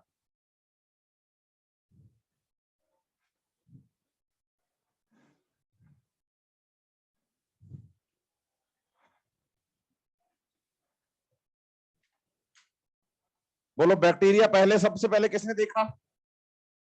Leeuwenhoek ने। कहां पर? गंदे पानी में। कपड़े बेचता था भाई। हाँ हाँ कपड़े बेचते थे, क्लॉथ मर्चेंट, और उनको पास वो था लेंस, जिससे वो कपड़े की क्वालिटी चेक करते थे, फाइबर कितने बढ़िया है कितने खराब है। तो गंदा पानी देख लिया, कुछ हिलता हुआ दिख गया, बारिश का रुका हुआ पानी, गंदा पानी देख लिया, हिलता हुआ दिख गया, बोलो एनिमल कोलाइज, सेल की डिस्कवरी हो गई, है ना? फिर उन्होंने देखा कि यार ये तो गंदे पानी में तो था ही। अब गंदे पानी हाथ धोते हैं खाना खा के, वो भी हो जाता है, कुल्ला करते हैं जो, तो उन्होंने इस बार कुल्ला करके पानी को एक साइड में रख ली। फिर उसमें देखा, उसमें भी कुछ हिलता हुआ दिख गया, तो बोल दिया एनिमल कोलाइज। और वो वास्तव में हिलती हुई चीजें कौन थी? बैक्टीरिया थे। सही है बात या नहीं? तो पहली लिविंग सेल किसने देखी? हाँ ल्यूवेनहॉक ने। सही है बात या नहीं? यस और हाँ भी। Aristotle father of the zoology और बायोलॉजी। फिलोसफर थे। नहीं समझ रहे मेरी बात? वो तो आगे डिटेल जब हुई धीरे धीरे आप बेसिकली साइंस के साथ ही आ गए, क्योंकि पहले क्वेश्चन क्या, ये क्वेश्चन कभी नहीं था पहले कि व्हाट इज लिविंग, और नहीं नहीं व्हाट इज लिविंग कि लिविंग क्या है, और व्हाई लिविंग कि जिंदा क्यों है। तब तो जिंदा क्यों है वाले ने शुरू किया था काम। वो तो बाद में जब साइंस आ गई और अच्छे से लोगों ने पढ़ना शुरू कर दिया, तो फिर हम आ गए किसमें, व्हाट इज लिविंग। हमने जिंदा क्यों है को छोड़ दिया। ठीक है, हम बाबा नहीं रहे। तो बोलो बैक्टीरिया की बात चल रही है, सही है। तो बैक्टीरिया टर्म दी कोहन ने, मॉड्यूल कहता है कि भाई एक साइंटिस्ट थे बर्जी नाम के, जिन्होंने क्या किया, बाइबल ऑफ द बैक्टीरियोलॉजी लिखी। सबसे ज्यादा बैक्टीरिया के बारे में ज्ञान मिलता है आपको इसमें। जो बर्जी नाम के साइंटिस्ट है, उन्होंने बुक लिखी बाइबल ऑफ द बैक्टीरियोलॉजी। समझ रहे हो मेरी बात या नहीं? तो उसके अंदर सबसे ज्यादा ज्ञान आपको बैक्टीरिया का मिलता है। वो एक फील गुड वाली बात है, एनसीईआरटी में ऐसा कुछ नहीं है। ठीक है, काम की बात पे आए। बताइए कि बैक्टीरिया सोल मेंबर हैं किसके, किसके? अगर आप एक बैक्टीरियल सेल की बात करेंगे, किसकी बात करेंगे, तो बैक्टीरियल सेल में आपको सबसे बाहर की तरफ आउटर मोस्ट लेयर जो मिलती है, वो मिलता है, बोलो ग्लाइकोकैलिक्स। क्या मिलता है? बोलो ग्लाइकोकैलिक्स में पढ़ने के लिए दो चीजें हैं, एक तो है स्लाइम लेयर और एक है कैप्सूल। क्या क्या है? स्लाइम लेयर है और कैप्सूल है। समझ रहे हैं बात या नहीं? स्लाइम लेयर, बोलो स्लाइम लेयर है क्या? पॉलीसैकेराइड्स। ठीक है, और कैप्सूल में बोलो पॉलीसैकेराइड तो है ही, साथ में प्रोटीन्स, या फिर आप बोल दो पॉलीपेप्टाइड्स। तो बैक्टीरियल सेल जब बनी पहली बार, तो उसके चारों तरफ क्या थी, एक बोलो स्लाइम लेयर थी, म्यूकोपॉलीसैकेराइड था। स्लाइम लेयर, स्लाइम लेयर से समझ जाओ चिपचिपा सब्सटेंस। अरे इतना क्यों दुखी हो रहे हो? तो ब्रेड नहीं होता, ब्रेड पे जैम नहीं लगाते, जैम कैसी होती है? तो बस सेल वॉल के बाहर की तरफ एक चिपचिपी जैम लगी हुई है, बोलो बस। एलोवेरा से वो निकाल लो म्यूकस, म्यूकोपॉलीसैकेराइड, उसको लगा दो बार बार, बोलो ये लो, ये स्लाइम लेयर है। क्या है ये? तो आप बोलो चिपचिपा हो गया ये बाहर से। क्या हो गया? तो बोलो बैक्टीरिया में आउटर मोस्ट लेयर चिपचिपी लेयर होती है, विस्कस लेयर है। नाम क्या है? क्या है? ये हर किसी बैक्टीरिया में है। ठीक है बात ये। लेकिन अगर स्लाइम लेयर में पॉलीपेप्टाइड, बोलो प्रोटीन्स, भी डिपॉजिट हो जाए, तो ये जो कैसा था, सॉफ्ट और विस्कस पार्ट था, ये थोड़ा हार्ड हो जाता है और स्मूथ, बोलो चिकना हो जाता है, फर्श की तरह। समझ रहे हो मेरी बात या नहीं? कैसा हो जाता है? चिकना हो जाता है, स्मूथ हो जाता है और हार्ड हो जाता है। इसको बोल देते हैं कैप्सूल। क्या बोल देते हैं? और बोलो अगर किसी बैक्टीरिया पे क्या बन जाए, तो फिर उसको मारना बड़ा मुश्किल हो जाता है। अगर किसी बैक्टीरिया पे क्या बन जाए, तो उसे मारना, बोलो बड़ी एग्जांपल है क्लोस्ट्रीडियम टिटेनी। किसी के लोहे की चोट लग जाती थी ना पहले, आजकल तो बच्चे आपका वैक्सीनेशन पहले ही कर दिया जाता है। पुराने टाइम में होता था कि भाई अगर आप अपने मतलब अपने माँ बाप से पूछना, जब आपकी उम्र में थे, उनके कभी लोहे की चोट लग जाती थी ना, तो कहते थे भाई टीका लगवा ले टिटनस का, खराब हो जाएगा नहीं तो। वो भाग के अगर लोहे की चोट लगी है, उनको पता चल गया कि लोहा लगा है, तो पहले क्या लगवाते थे? समझ रहे हो मेरी बात या नहीं? क्योंकि क्लोस्ट्रीडियम टिटेनी बाद में अपने ऊपर क्या बना लेगा आपकी बॉडी में जाके, और आपकी बॉडी के जो बच्चे मटेरियल्स हैं, केमिकल्स हैं, वो उस पर काम, तो वो मरेगा नहीं, तो टिटनस डिजीज हो जाता था। आजकल ये आम बात नहीं रही, क्योंकि हमारी बॉडी में पहले से चल रहा है मामला बढ़िया से। समझ रहे हो बात या नहीं? हाँ, तो बोलो अगर कैप्सूल बन गया तो फिर मारना मुश्किल हो जाता था। तो बोलो स्लाइम लेयर तो मिलेगी मिलेगी बैक्टीरिया में, लेकिन स्लाइम लेयर में अगर क्या हो जाए, तो इसका मतलब आपको कैप्सूल हर किसी में नहीं मिलेगा। जिनमें मिलते हैं उनको कैप्सुलेटेड बैक्टीरिया कहते हैं, और जिनमें सिर्फ स्लाइम लेयर होती है उनको नॉन कैप्सुलेटेड कहते हैं। जिनमें, उनको तो क्या कहते हैं, और जिनमें वो नॉन कैप्सुलेटेड बैक्टीरिया होते हैं। समझ रहे हैं बात या नहीं? यस और नो? क्लियर है बात? सीधे बैठो भाई, सीधे, ऐसे मतलब सो नहीं बोल रहा हूं तो डाइवर्सिटी पढ़ा रहा हूं, इसका मतलब ये बिल्कुल नहीं है कि मैं अपने टॉपिक से कभी भटका हूं। अब बताओ, सबसे बाहर लेयर तो ग्लाइकोकैलिक्स है, कौन है? बोलो अगर तो आपको कहीं चिपकना है तो क्या रखोगे, और अगर किसी सब्सटेंस के लिए रेजिस्टेंट होना है तो बोलो कैप्सूल बनाओगे। अगर तो कहीं चिपकना है तो क्या रखोगे? और अगर आपको क्या करना है, प्रोटेक्ट करना है अपने आप को, तो क्या बनाओगे? Very good. इसके अंदर की तरफ बोलो होती है सेल वॉल। क्या होती है? Cell wall. बोलो बैक्टीरियल सेल वॉल पेप्टिडोग्लाइकन की बनी है। किसकी बनी हुई है? किसकी बनी हुई है? पेप्टिडो पेप्टिडो और पेप्टिडोग्लाइकन बोलो अमाइनो शुगर से बनता है। किसका बनता है? Amino sugars. बोलो NAM और NAG। बोलो N एसिटाइल म्यूरामिक एसिड और N एसिटाइल ग्लूकोसामीन। क्या बोलोगे? N acetyl muramic acid, N acetyl. ठीक है बात? देखो समझने की बात समझाते हैं आपको, जो काम किया अपने कि अपने जब बैक्टीरियल सेल वॉल की बात करते हैं, किसकी बात करते हैं भाई? कैसे क्या कर रहा है? पहली बार आएगा क्लास में तो फिर सिर कैसे दर्द हो रहा है? नीट वाले दिन ऐसे सिर दर्द होने लग गया, फिर क्या करेगा? ऐसे नहीं, मैं पहले दिन से कह रहा हूं कि जिसको पढ़ना हो वही आए क्लास में। मोनेरा एक लेक्चर में भी होता है पूरा, चाहो तो वो भी करवा सकता हूं।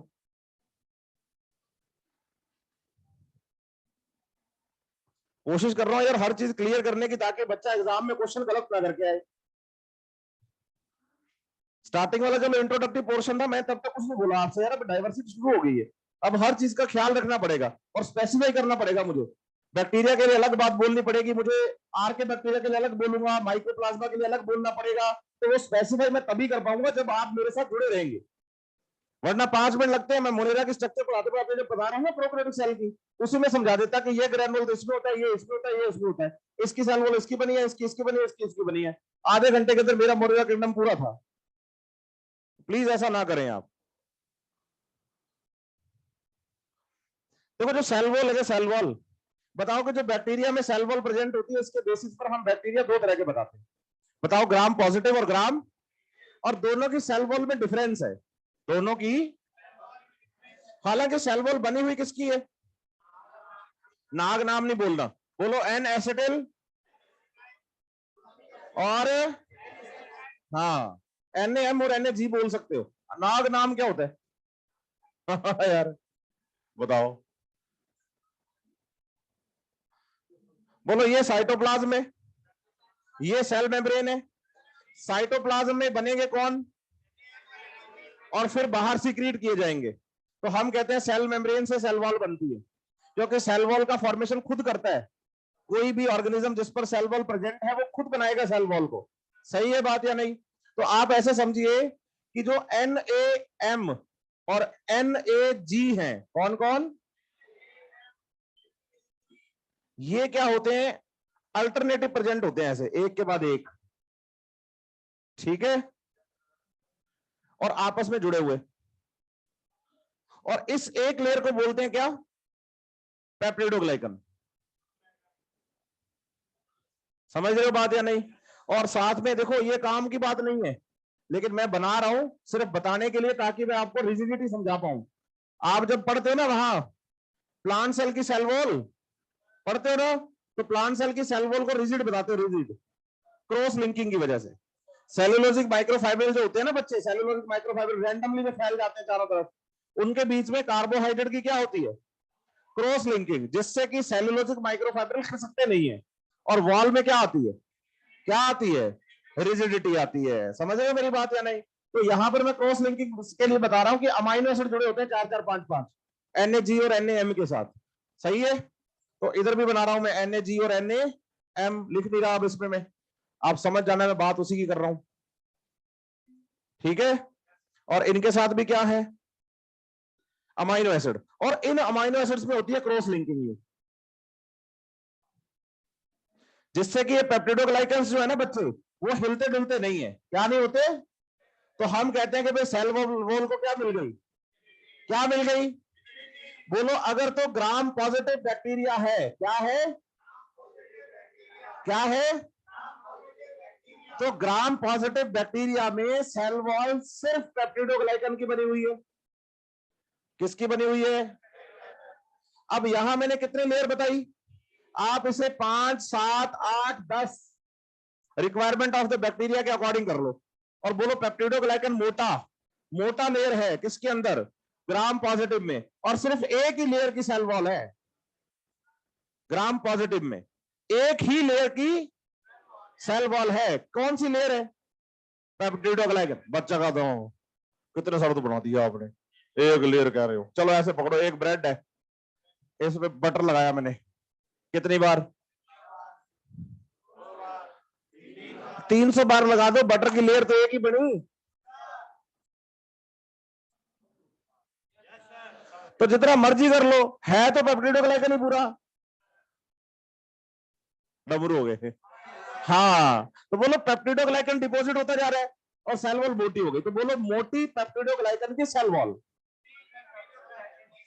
किसमें? ग्राम पॉजिटिव में। किसमें? क्लियर है बात अच्छे से?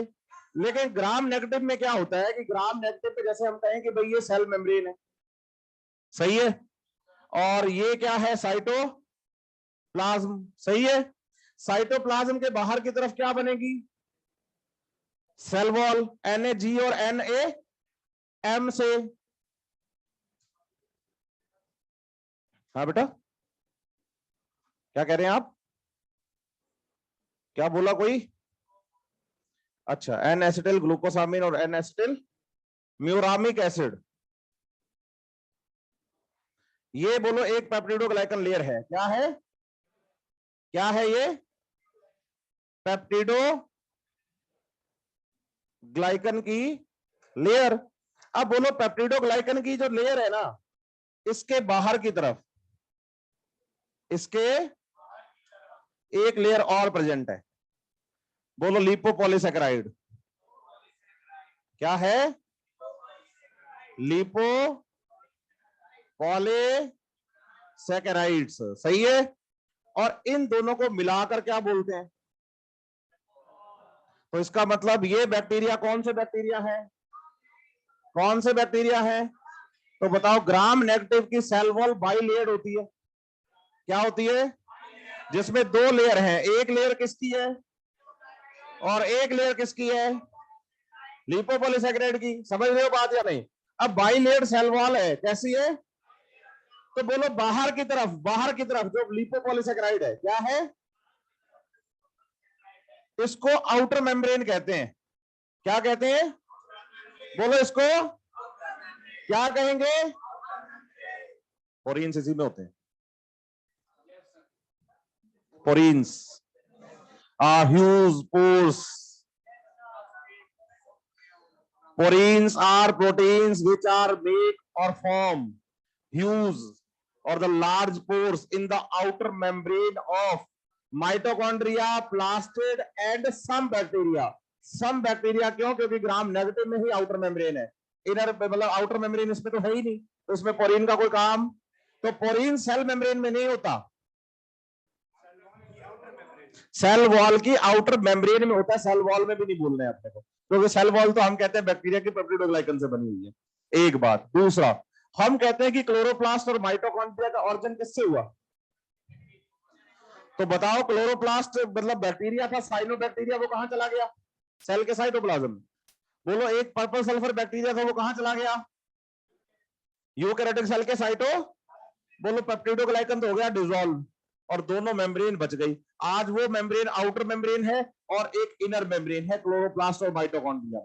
बोलो जो इनर मेम्ब्रेन है, बोलो जो, वो तो प्रोकैरियोट की सेल मेम्ब्रेन है, और जो आउटर मेम्ब्रेन है वो ग्राम नेगेटिव वाली आउटर मेम्ब्रेन लिपोपॉलीसेकेराइड की बनी हुई and permeable for the all kind of substance due to presence of the large और the huge pores of the porin proteins. समझ गए बात या नहीं? इसलिए हम क्लोरोप्लास्ट और माइटोकॉन्ड्रिया का ऑर्गन कहां से मानते हैं? ग्राम नेगेटिव से। तो ग्राम नेगेटिव की जो सेल मेम्ब्रेन थी, बोलो आज वो क्लोरोप्लास्ट और माइटोकॉन्ड्रिया की इनर मेम्ब्रेन है, और जो आउटर मेम्ब्रेन थी वो बोलो पोरीन्स वाली मेम्ब्रेन। तो पोरीन्स इसमें प्रेजेंट है लिपोपॉलीसेकेराइड की लेयर, डिसॉल्व हो गया, डाइजेस्ट हो गया। हाँ बेटा, ये क्या हुआ कि इवोल्यूशन के अंदर जैसे हम सिम्बायोसिस पढ़ते हैं, तो क्या हुआ कि क्लोरोप्लास्ट और माइटोकॉन्ड्रिया जो सेल के अंदर आए, तो सेल ने तो उनको डाइजेस्ट करना चाहा होगा, समझ रहे मेरी बात या नहीं? लेकिन जब उसको ये समझ में आई कि ये तो हमारे काम का है और पेप्टिडोग्लाइकन हमारे काम का, तो उसको उन्होंने क्या कर दिया, डिसॉल्व कर दिया। इवोल्यूशन का प्रोसेस है।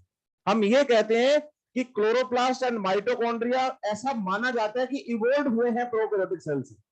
मैं ये नहीं कह रहा हूं कि भाई मैंने देखा है या मैं करवाता हूं या मैं कह दूं कि आज भी हो जाएगा, आज तो नहीं होगा। पूछो क्यों? तो लाइसोसोम पहले तैयार खड़े हैं, अब बाहर से कोई आए तो सही अंदर एक बार, इंगल्फिंग के लिए तो रेडी बैठे हैं कि भाई हमारे पास एंजाइम है, हम तो पीएच एसिडिक करेंगे, हाथों तैयार हो जाएंगे, बस आप तो प्रोटोन हमारे पास दे देना, हम डाइजेस्ट कर देंगे। तो आजकल ये पॉसिबल, मैं तो तब की बात कर रहा हूं जब इवोल्यूशन चल रहा था और प्रोकैरियोट से यूकैरियोट बन रहे थे। तो ऐसा माना जाता है कि प्रोकैरियोटिक सेल का कि ग्राम नेगेटिव से ऑरिजिन हुआ है क्लोरोप्लास्ट और माइटोकॉन्ड्रिया। इवोल्यूशन की बात कर रहा हूं, आज की नहीं। आप ये मत सोचो कि आज मैं अंदर भेजूंगा और बना दूंगा, तो आज ऐसा पॉसिबल नहीं है शायद। क्लियर है भाई, हाँ या ना? तो ग्राम पॉजिटिव की सेल वॉल मोटी है, किसकी? और सिंगल लेयर है, ये तो सही बोला आपने। और इधर कैसी है? By layer. बाई लेयर में पेप्टिडोग्लाइकन पतला है, पेप्टिडोग्लाइकन पतला है, और इसमें पेप्टिडोग्लाइकन की मोटी लेयर और उसमें पेप्टिडोग्लाइकन की। अब बच्चा कहता है मुझे तो बस यूनिसेल मतलब सिंगल लेयर 22 लेयर से पता ही नहीं करना, मुझे तो ये पता करना है बस देखूं मैं, स्टडी करूं और मुझे पता चल जाए कि ग्राम पॉजिटिव है। क्या है? तो बोलो, ग्राम पॉजिटिव की जो सेल वॉल होती है ना, उसमें टिकोइक एसिड होता है। क्या होता है? Teichoic acid. बोलो बोलो, टिकोइक एसिड किसमें मिलता है? ग्राम नेगेटिव में टिकोइक एसिड और ग्राम पॉजिटिव में टिकोइक एसिड, ग्राम नेगेटिव में टिकोइक एसिड, ग्राम पॉजिटिव में टिकोइक एसिड। ठीक है बात? अच्छे से बढ़ू आगे में, मतलब अभी मैं बात किसकी कर रहा हूं? किसकी बात चल रही है अभी? सेल वॉल में NAM और Na, जो कि क्या है? अमाइनो शुगर्स हैं। क्या है? अब बताओ, बैक्टीरिया जो दोनों है, बोलो दो बैक्टीरिया हैं, हमें नहीं पता कि पॉजिटिव है या नेगेटिव है, हमें कुछ नहीं पता अभी, अभी पता लगाते हैं। अभी बोलो, स्टेनिंग से पता लगाया जाता है, स्टेनिंग से। किससे? स्टेनिंग से। सीधे बैठो भाई, सीधे बैठो, लटको मत, जिनको सोना है वो कल से आना मत क्लास में। अब बताओ कि भाई इनको क्या करते हैं? क्रिस्टल वायलेट से स्टेन करते हैं। किससे? बोलो, एक स्टेन है वायलेट कलर का, ब्लू कलर का, कौन? तो बोलो, क्रिस्टल वायलेट से बैक्टीरिया स्टेन किए, दोनों हो गए, दोनों स्टेन हो गए। फिर बोलो पानी से धो लो इसको। पूछो क्यों? तो एक्स्ट्रा स्टेन जो है वो हट जाए, सिर्फ वही स्टेन बचे जो सेल वॉल के अंदर गया, वही स्टेन बचे जो। तो बोलो, क्रिस्टल वायलेट से स्टेन करने के बाद इसको पानी से धो लो, वॉश कर लिया। वॉश करने के बाद इसको डालो KI सॉल्यूशन में। बोलो, पोटेशियम आयोडाइड में। किसमें डालो? तो बोलो, एक बनेगा क्रिस्टल वायलेट आयोडाइड सॉल्यूशन। क्या बनेगा? और ये इनसॉल्युबल है। कैसा सब्सटेंस है? ये घुलता नहीं है। तो पहले क्या करो? क्रिस्टल वायलेट से स्टेन करो, पानी से धो लो, धो लिया, बैक्टीरिया नीले हो गए। फिर इसको किसमें डालो? दोनों को KI सॉल्यूशन में। तो क्या बन गया? ये दोनों में बने, दोनों की सेल वॉल में बने। समझ गए बात? यहां तो कोई दिक्कत? पक्का? फिर बोलो, इसको ना ऑर्गेनिक सॉल्वेंट से क्या कर दो? Wash, wash bye. अब वो जरूरी थोड़ी कि ऑर्गेनिक सॉल्वेंट जो है वो अल्कोहल ही हो, आप एसीटोन से धो लो, बेंजीन, ईथर, ऑर्गेनिक सॉल्वेंट से वॉश कर दो। मेनली हम जब पहली बार करवाया गया था तो अल्कोहल से धोया गया था, इसलिए हम अल्कोहल की बात करते हैं कि भाई अल्कोहल से वॉश कर लो, लेकिन अल्कोहल भी कंसंट्रेट होना चाहिए, डाइल्यूट नहीं। समझ रहे हो मेरी बात या नहीं? अब होगा क्या कि अल्कोहल में लिपिड डिसॉल्व हो जाता है, अल्कोहल में लिपिड। और बताओ, ग्राम नेगेटिव की बाहर वाली लेयर जो है वो पॉलीसेकेराइड, लिपोपॉलीसेकेराइड की बनी हुई है, तो ये लेयर यहां से क्या हो जाएगी? क्या हो जाएगी? कौन? जो ये लिपिड बाई लेयर है ना बाहर की तरफ, ये क्या हो जाएगी? क्या हो जाएगी? तो बोलो, इसका नीला रंग हट जाएगा और इसका नीला रंग बना रहेगा, इससे वॉश करने के बाद भी। तो बोलो, जो नीला रह गया वो तो हो गया पॉजिटिव, और जिसका नीला रंग हट गया वो हो गया नेगेटिव। सही है बात या नहीं? फिर अगला फिर काउंटर क्वेश्चन करो मुझे आप। करो तो सर, इसमें भी पेप्टिडोग्लाइकन लेयर तो थी थोड़ी सी, तो कलर तो इसमें भी बच जाएगा, तो आपको कैसे पता चलेगा? अरे इनसाइड तो पोरीन है ना, इसमें बड़े बड़े पोर है ना। तो फिर गोराम नेगेटिव को बोलो काउंटर स्टेन करते हैं सेफ्रेनिन से। सेफ्रेनिन लाल रंग का सॉल्यूशन है, कैसा है? उससे ग्राम नेगेटिव स्टेन हो जाता है। क्या स्टेन हो जाता है? समझे बात या नहीं? यस और नो? तो बोलो ग्राम पॉजिटिव और ग्राम नेगेटिव जो नाम दिए गए हैं, क्या नाम दिए गए हैं? ग्राम पॉजिटिव और ग्राम, जो नाम दिए गए हैं वो ग्राम स्टेनिंग के बेसिस पर है। और स्टेनिंग जो है क्रिस्टल वायलेट और पोटेशियम आयोडाइड से करवाई गई है। और पोटेशियम आयोडाइड और क्रिस्टल वायलेट से जब स्टेन करोगे ना इसको, और क्रिस्टल वायलेट सॉल्यूशन में डालोगे तो सीवीआई बनेगा। सीवीआई एक इनसॉल्युबल सब्सटेंस है जो जल्दी से घुलता। तो बोलो ये यहां इस बात का ख्याल रखना है आपको कि आपने जब इसको अल्कोहल से वॉश किया ना, तो क्रिस्टल वायलेट आयोडाइड जो सॉल्यूशन था वो डिसॉल्व नहीं हुआ, यहां तो इसके आउटर मेम्ब्रेन ही गायब हो गई, क्योंकि वो लिपिड की बनी हुई थी। तो उसका वो कलर जो है वो नहीं घुला अल्कोहल में, उसकी लेयर जो है, लेयर आउटर मेम्ब्रेन घुल गई, इसलिए इसका कलर क्या हो गया? हट गया। सही है। और काउंटर स्टेन किससे करना है? सेफ्रेनिन से। इससे पता चलेगा कि भाई क्या है। वेरी गुड, आगे बढ़े। बोलो सेल वॉल के अंदर की तरफ कौन है? सेल मेम्ब्रेन क्या होता है? मेम्ब्रेन होता है, मेम्ब्रेन। चलो क्या है सेल? बोलो ये है लिपोप्रोटीन लेयर। लिपोप्रोटीन लेयर मतलब समझते हो? बोलो लिपिड प्लस प्रोटीन से बनी हुई, बोलो लिपोप्रोटीन लेयर। वो हमने पढ़ा था, फॉस्फोलिपिड की बाई लेयर है, हेड बाहर टेल अंदर, और सर्टेन डोमेन्स में प्रेजेंट है कौन? प्रोटीन्स। बताते हैं ना ऐसा, वही सब है। बोलो बोलो। लेकिन एक फर्क है, पूछो क्या? बोलो यूकैरियोटिक सेल्स की सेल मेम्ब्रेन में फ्लूडिटी, फ्लूडिटी कौन देता है? Phospholipid. Fluidity unsaturated fatty acids of the phospholipid. हाँ, और स्टेबिलिटी कोलेस्ट्रॉल, दोनों में फर्क है। तो स्टेबिलिटी कौन दे रहे हैं? बोलो स्टेरॉल। मैं कौन सा एनिमल बोल रहा हूं? हाँ बोलो alcoholic lipids, sterols. Animal cell में कोलेस्ट्रॉल, प्लांट सेल में फाइटोस्टेरॉल, फंजाई में इरेगोस्टेरॉल। ये स्टेरॉल्स हैं, अल्कोहलिक लिपिड्स, जो कि मेम्ब्रेन को क्या करते हैं? क्या करते हैं? प्रोकैरियोट्स में स्टेरॉल्स नहीं होते, बोलो सेल मेम्ब्रेन में कौन होते हैं? कौन होते हैं? होपेनॉइड्स। कौन होते हैं? होपेनॉइड्स। याद है क्या आपको? आप बताइए, यूनिट मेम्ब्रेन मॉडल में कहते हैं कि all the biomembranes are similar in their basic structure but different in chemical composition and thickness. तो बताओ प्रोकैरियोटिक सेल और यूकैरियोटिक सेल की सेल मेम्ब्रेन है तो स्ट्रक्चर में सेम, लेकिन यहां काम जो है वो अलग अलग बंदे कर रहे हैं। जो काम यूकैरियोटिक सेल में स्टेरॉल्स करते हैं, अल्कोहलिक लिपिड करते हैं, वो एक प्रोकैरियोटिक सेल की सेल मेम्ब्रेन में होपेनॉइड्स करते हैं। क्लियर? अच्छे से पक्का? बढ़े आगे और सुनो।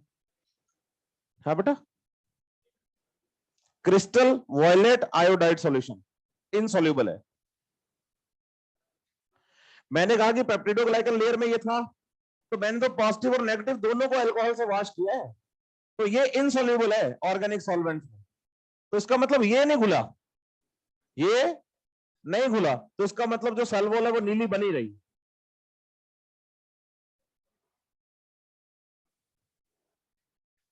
खड़ा हो। तेरी शर्ट पे स्याही गिर गई, क्या हो गया? स्याही गिर गई, और मैंने उसको पानी से धोया, वो साफ नहीं हुई।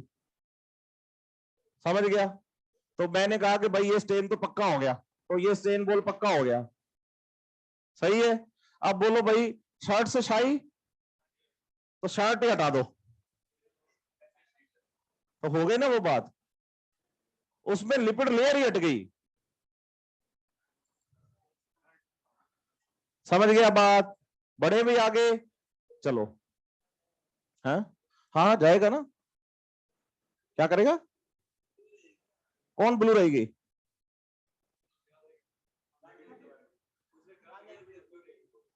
नहीं, ग्राम नेगेटिव का ब्लू कलर तो हट गया ना, लिपोपोलीसेकेराइड लेयर थी ज्यादा, तो पेप्टिडोग्लाइकन तो लेयर बिल्कुल पतली सी थी, उसमें कितना स्टेन गया होगा। और यही तो मैंने क्लियर किया कि मैंने कहा भाई ये क्वेश्चन बाद में हमारे सामने भी आया, तो फिर हमने क्या कहा भाई, स्टडीज हुई और पता चला कि इसको अगर सैफरन से काउंटर स्टेन कर देते हैं तो पता चल जाता है कि रेड कलर का स्टेन हो गया। यही तो समझाया मैंने कि भाई इसी को हमने फिर अपने आप को पक्का करने के लिए, पक्का ग्राम नेगेटिव बैक्टीरिया ही है, तो हमने क्या कर दिया, इसको सैफरन से काउंटर स्टेन किया। यही तो बता रहा हूं मैं आपको। बढ़े भी आगे,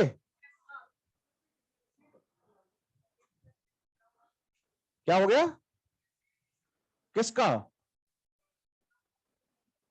किसका समझा नहीं तो मेरी बात है। मेरे को अब पता चल गया कि इसका कलर तो हट गया और इसका कलर है, इसकी वॉल थिक थी, तो ये तो नीला ही बना रहा, जितना नीला था उतना ही नीला बना रहा। इसका नीला रंग जितना पहले गहरा था उससे क्या हो गया।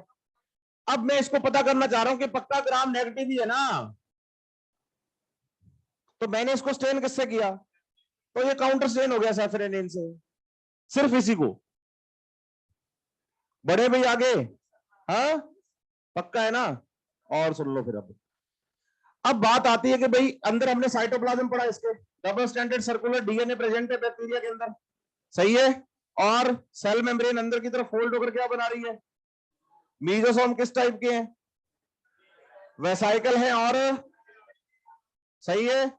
यहां पर ये डबल स्टैंडर्ड इसका क्या है, डबल स्टैंडर्ड सर्कुलर डीएनए, और साथ में आप बताओगे कि इसमें क्या प्रेजेंट है, बोलो इंक्लूजन्स, बोलो एक तो ग्लाइकोजन, ग्लाइकोजन ग्रेनुअल्स, क्योंकि जो बैक्टीरिया होते हैं वो अपना फूड ग्लाइकोजन की फॉर्म में स्टोर करते हैं, किसकी फॉर्म में, ग्लाइकोजन की फॉर्म में स्टोर करते हैं। समझ रहे हो बात या नहीं। इसलिए तो हम कहते हैं कि भाई मोनेरा को डिफाइन करने का सबसे बढ़िया काम बैक्टीरिया के लिए किया था आर एच विटेकर ने।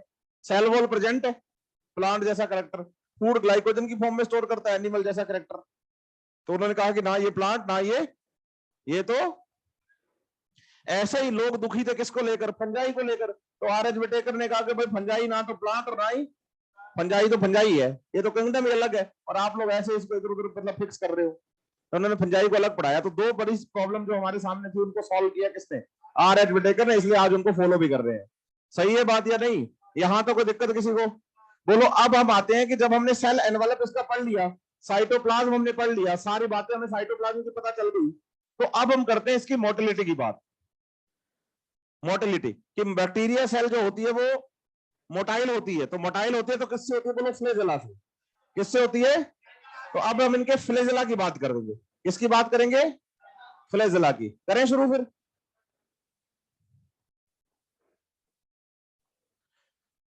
बोलो किसी बैक्टीरिया की सेल वॉल को हटा दिया जाए, बोलो सेल वॉल को हटा दिया जाए तो सिर्फ क्या बचेगा, क्यों साइटोप्लाज्म नहीं, तो बोलो पूरी सेल बचेगी विदाउट सेल वॉल, तो बोलो without cell wall bacterial cell known as L form bacteria, बोलो लीस्टर फॉर्म।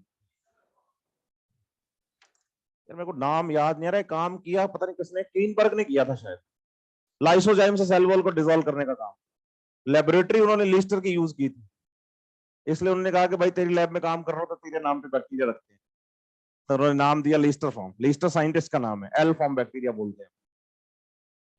हाँ मतलब उनकी लेबोरेटरी थी, ऐसा कुछ था, मेरे को याद नहीं आ रहा नाम भी, वो किसने किया था ये काम। और लीस्टर जो इंस्टीट्यूट का नाम रखा था ना, वो भी उस वैज्ञानिक के नाम, साइंटिस्ट के नाम पे ही था, तो उन्होंने कहा कि भाई तेरी लैब यूज कर रहा हूं मैं तेरे इंस्टीट्यूट की, तो इसलिए तेरा नाम दे रहा हूँ एल फॉर्म बैक्टीरिया। तो साइंटिस्ट का नाम मेरे को शायद यार दिमाग में नहीं है, शायद कीरनबर्ग है कि क्या है, अपने काम का नहीं है वैसे, वैसे बता रहा हूं मैं आपको। सुब्रमण्यला, कौन बोल रहा है ये, कौन बोला है, उठाओ इसको, बीच में आवाज आई सुब्रमण्यला, पिटेगा मेरे से तो।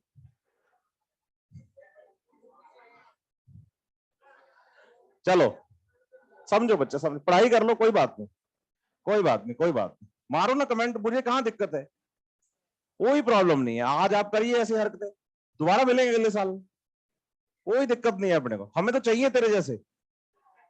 भाई जो भी बोल रहा था, मैं ये थोड़ी कह रहा हूँ कि तू बोल रहा था। चले भी आगे, आओ चले शुरुआत करें। चलो देखो, अब बात कर रहे हैं बैक्टीरिया के मोटिलिटी की, फ्लेजेला की, बोलो अगर सेल वॉल हटा दोगे तो लीस्टर फॉर्म बैक्टीरिया हो जाएगा। सही है बात या नहीं? और देखो लीस्टर फॉर्म बैक्टीरिया लेबोरेटरी में बनाए जाते हैं, नेचुरली होते नहीं है, क्योंकि बच्चा क्या करेगा, बाहर आके काउंटर पर, सर मैंने पढ़ा है आंसुओं में, ये जो मेरी सलाइवा है इसमें कान के अंदर सीरोमिनस वाले जो ग्लैंड, यहाँ पे ना सर लाइसोजाइम होता है बैक्टीरियल इंफेक्शन को रोकने के लिए, तो यहाँ बैक्टीरिया एल फॉर्म में होंगे। ये तो डिस्ट्रॉय करने के लिए है कि भाई लाइसोजाइम यहाँ इनकी सेल वॉल को डिस्ट्रॉय कर देगा, जिससे कि इसके साइटोप्लाज्म और सेल मेम्ब्रेन पे आप अटैक कर पाओगे और जल्दी से बैक्टीरिया मर जाएंगे। तो यहां नहीं, एल फॉर्म बैक्टीरिया लैब में बनाए जाते हैं। तो हम कहते हैं बैक्टीरिया के सेल वॉल को अगर हटा दिया जाए तो, हाँ ऐसे। क्लियर है भाई? करें शुरू? तो बताओ पहले एक ग्राम पॉजिटिव बैक्टीरिया हमने पढ़े।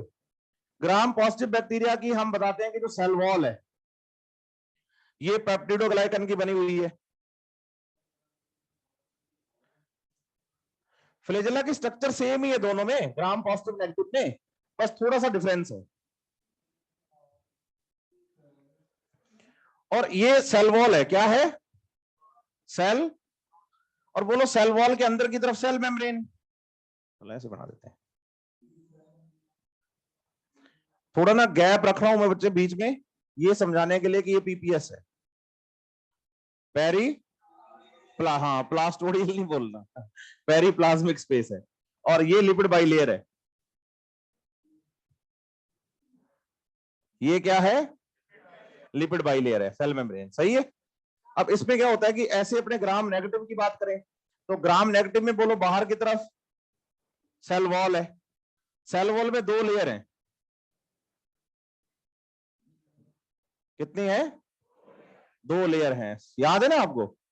तो ये तो बोलो आउटर मेम्ब्रेन, और ये पेप्टिडोग्लाइकन की लेयर, लेकिन उससे पतली ग्राम नेगेटिव में। सही है। और इसके अंदर की तरफ ये सेल मेम्ब्रेन, बोलो वही phospholipid bilayer, same to same.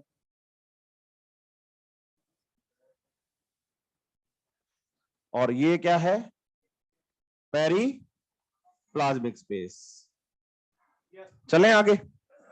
अब बताओ जब हम इसके फ्लैजेला की बात करते हैं, देखो जब आप यूकैरियोटिक फ्लैजेला पढ़ते हो, यूकैरियोटिक फ्लैजेला, तो आप सेल के साइटोप्लाज्म से इनिशिएट करवाते हो। बोलो बेसल बॉडी, ब्लिफेरोप्लास्ट, सेंट्रियोल, और फिर यहां से फ्लैजेला बाहर निकलती है ये। सही है। और फ्लैजेला ट्यूबुलिन प्रोटीन की बनी हुई है यूकैरियोट्स में, और काफी कॉम्प्लेक्स स्ट्रक्चर है। बोलो 9+2 का अरेंजमेंट पढ़ते हैं, 9 डबलेट और 2 सिंगलेट सेंटर के अंदर, याद है ना? यस और नो? में टोटल 20 ट्यूब्यूल होते हैं, 9 डबलेट तो 18 और 2 सेंटर वाले 20, और उनके अंदर भी माइक्रो ट्यूब्यूल होते हैं 13 ए बी और सी वाला कॉन्सेप्ट पढ़ाया होगा सर ने आपको, याद है ना आपको? तो काफी कॉम्प्लेक्स स्ट्रक्चर है। बोलो इससे तो बहुत सिंपल है ये। दूसरा, ये इनिशिएट सेल के साइटोप्लाज्म से नहीं होती, सेल मेम्ब्रेन से होती है। ठीक है। तो बताइए इसकी जो बेसल बॉडी है किसकी? फ्लैजेला की। किसकी? फ्लैजेला की। प्रोकैरियोट की फ्लैजेला की बेसल बॉडी कहां होती है? कहां होती है? सेल मेम्ब्रेन में।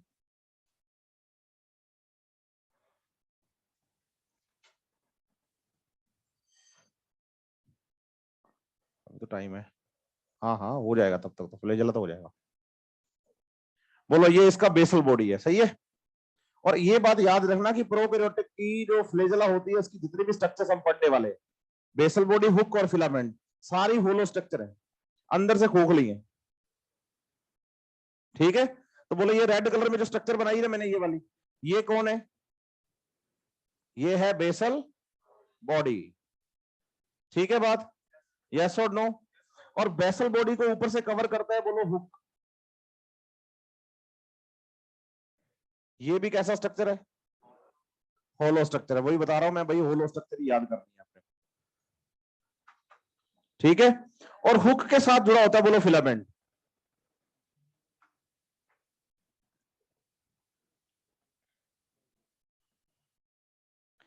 अच्छा, इस बात का ख्याल रखना है आपको कि जो फिलामेंट है ना, फिलामेंट कौन, ये बेस पे तो होता है वाइड और टिप पे जाके नैरो, प्रोकैरियोटिक फ्लैजेला में बेस से टिप की तरफ जाओगे ना तो नैरो होते जाओगे। यूकैरियोट्स में इक्वल डायमीटर रहता है। पूछो क्यों? रेडियल स्पोक की वजह से। रेडियल स्पोक हिलने नहीं देते। सेंट्रल शीथ के साथ रेडियल स्पोक 9 जुड़े हुए हैं ना, तो जो बताओ ऐसे कहते हैं अनइक्वल नहीं, इक्वली डिस्ट्रीब्यूटेड 9 डबलेट। समझ रहे हो? Parallel to axis. तो बोलो बेस टू टिप उनका डायमीटर क्या रहता है? सेम। समझ रहे हो? लेकिन प्रोकैरियोट्स में ऐसा नहीं है। और प्रोकैरियोट्स में जो फिलामेंट का फॉर्मेशन करने वाली प्रोटीन है वो फ्लैजिलीन प्रोटीन है। कौन सी प्रोटीन है? फ्लैजिलीन प्रोटीन। समझ रहे हो बात या नहीं? फ्लैजिलीन प्रोटीन याद करो। बोलो कॉन्ट्रैक्टाइल प्रोटीन। टिब्यूल कॉन्ट्रैक्टाइल नहीं है, माइक्रोट्यूब्यूल्स। वो टिब्यूलिन प्रोटीन वो कॉन्ट्रैक्टाइल, क्योंकि वो स्पिंडल फाइबर भी कॉन्ट्रैक्टाइल होते हैं, माइक्रोट्यूब्यूल के बने होते हैं। तो बोलो वो कॉन्ट्रैक्टाइल प्रोटीन, लेकिन फ्लैजिलीन कॉन्ट्रैक्टाइल प्रोटीन है। कैसा है? वहां अरेंजमेंट आपने कैसा पढ़ा? 9+। यहां याद करो फ्लैजिलीन प्रोटीन का 4+4 का अरेंजमेंट होता है। बोलो अगर पूछा जाए ना कि भाई यहां पर फ्लैजेला क्या है, तो आप बताना फ्लैजिलीन प्रोटीन के 2 फिलामेंट। बोलो क्या है ये? 2 फिलामेंट हैं। कौन? Flagella of prokaryote. और यूकैरियोट में फ्लैजेला बोलो माइक्रोट्यूब्यूल्स हैं। 9+2 का अरेंजमेंट, बड़ा ही कॉम्प्लेक्स स्ट्रक्चर। समझ रहे हो बात या नहीं? एक खाली पेज मिलेगा मुझे, वो रफ है ना? हाँ ये दे दे मेरे को, ये तो इतना महंगा को दे रहा है।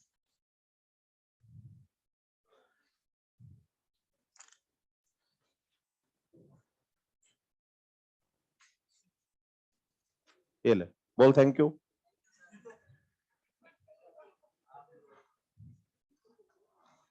हाँ बचा लिया। वो खाए हैं कभी तुमने? चने वने खाते ना अपने वो, तो वो बना के देता है ऐसे पाइप सी एक, इधर से पतली इधर से मोटी, इसमें भर देता है। इसका मैंने थोड़ा ख्याल रखा है कि इधर से इसको मैंने रखा है कम मोटा और इधर से ज्यादा पतला, ताकि मैं आपको समझा सकूं कि फ्लैजेला लंबे स्ट्रक्चर है, बेस पे कैसा है, मोटा है, और टिप पे जाके कैसा है। अब देखो इसमें ना आप फ्लैजिलीन प्रोटीन की यूनिट समझो। बोलो एक फ्लैजिलीन, फिर दूसरी फ्लैजिलीन, फिर बोलो तीसरी फ्लैजिलीन, और चौथी फ्लैजिलीन फर्स्ट के जस्ट ऊपर। 360 पे घूम गए स्प्रिंग की तरह। अगर आप पहली और चौथी को जाके जोड़ देते तो 360 पे बस एक गोला ही बनता, मेरे कड़े की जैसा। नहीं ऐसा नहीं हो रहा।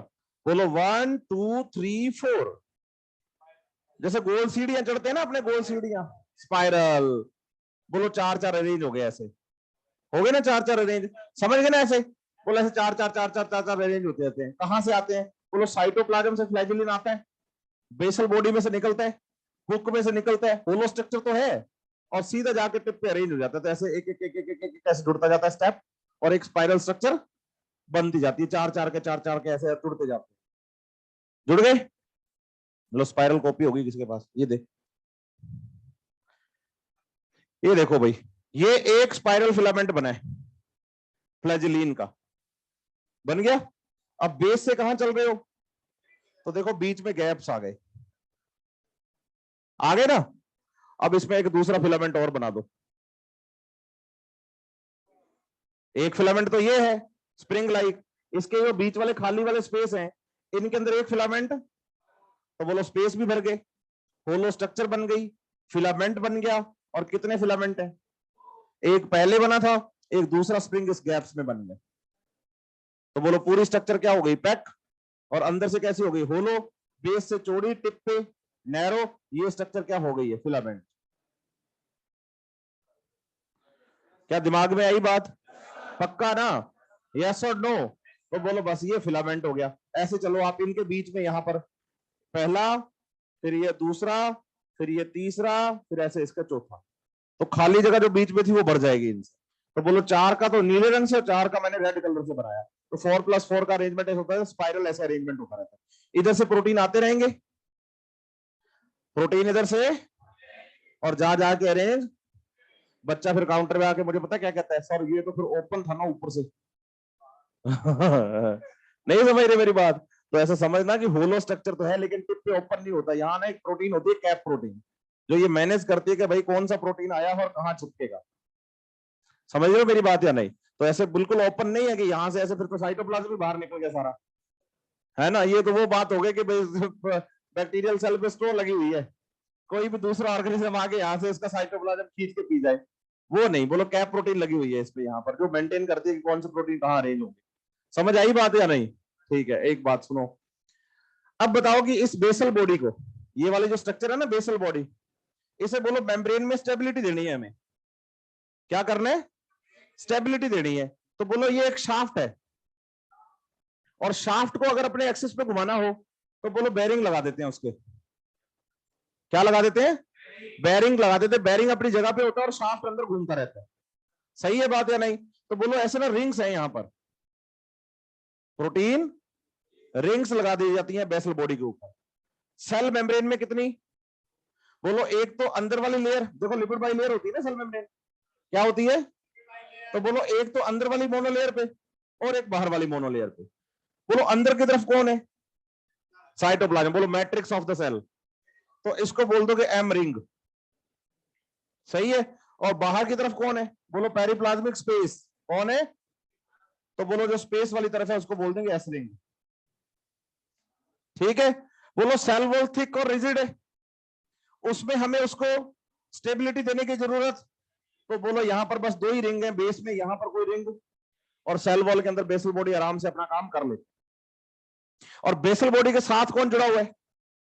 हुक। कौन जुड़ा हुआ है? और हुक के साथ, तो बोलो ये अपने एक्सिस पे घूमता है बेसल बॉडी। जैसे मान लो यहां मेरे ना ये एल्बो से लेके यहां तक रिस्ट तक ये बेसल बॉडी है। ये क्या है? बेसल बॉडी है। कागज देना, वो रख लिया तूने? वो गंदा यार तू, गलत बात है ये। ऐसा थोड़ी करते हैं, ऐसा थोड़ी करते हैं यार। हाँ ऐसा ठीक है। देखो ये फिलामेंट है, क्या है ये? फिलामेंट है। अरे खुलेगा वो बार बार, अब खुलेगा नहीं। ये फिलामेंट है, ये यहाँ रिस्ट से लेकर एल्बो तक ये बेसल बॉडी है, ये रिंग है। मैं एक ही है मेरे पास ये रिंग, अभी ऐसे दो मान लो आप, एक बेस की तरफ एक टिप की तरफ यहाँ पर। सही है। और ये जो मेरा हाथ है ये हुक है, ये क्या है? और ये इसका फिलामेंट है। ठीक है। अब बोलो ये रिंग अपनी जगह पे है, घूमेगा कौन? Basal body. बेसल बॉडी के साथ कौन घूमेगा? हुक। और हुक के साथ कौन जुड़ा हुआ है? अब क्या करो? बोलो ये ऐसे कर लो, बैक्टीरियल सेल हूं मैं, क्या हूं मैं? और ये बाहर फ्लूइड है। फ्लेजर को काम करने के लिए फ्लूइड चाहिए होता है, हवा में काम नहीं करती। लिक्विड में बैक्टीरिया पड़ा है ऐसे। ठीक है। ये अब क्या होगा? ये वाला हिस्सा है ना जो ये बेसल बॉडी है, घूमेगा। ये घूमेगा तो इसके साथ कौन जुड़ा हुआ है? हुक जुड़ा हुआ है। कौन जुड़ा हुआ है? तो बोलो ये भी घूमेगा। घूमेगा ना। तो जैसे ये यूं यूं घूमेगा तो बैक्टीरिया इधर चलेगा।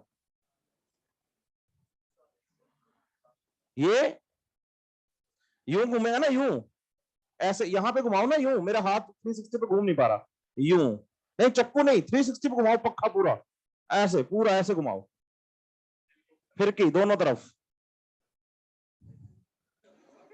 सही है। पानी के अंदर बैक्टीरिया, और इसको उल्टा घुमाओ। हेलीकॉप्टर नहीं होता? हाँ हेलीकॉप्टर का पंखा कैसे? ऐसे तो है। हेलीकॉप्टर ऐसे ऐसे घुमाता है पंखे को और वो ऊपर उड़ता है। तो बोलो हेलीकॉप्टर के जो पंख होते हैं ना, जो ब्लेड्स, तो उनका जो एक्सेस है वो तो यूं होता है, उनपे ब्लेड्स यूं लग रहे होते हैं। समझ रहे ना? तो वही बात है कि भाई यहाँ बेसल बॉडी तो यूं है और फिलामेंट यूं है।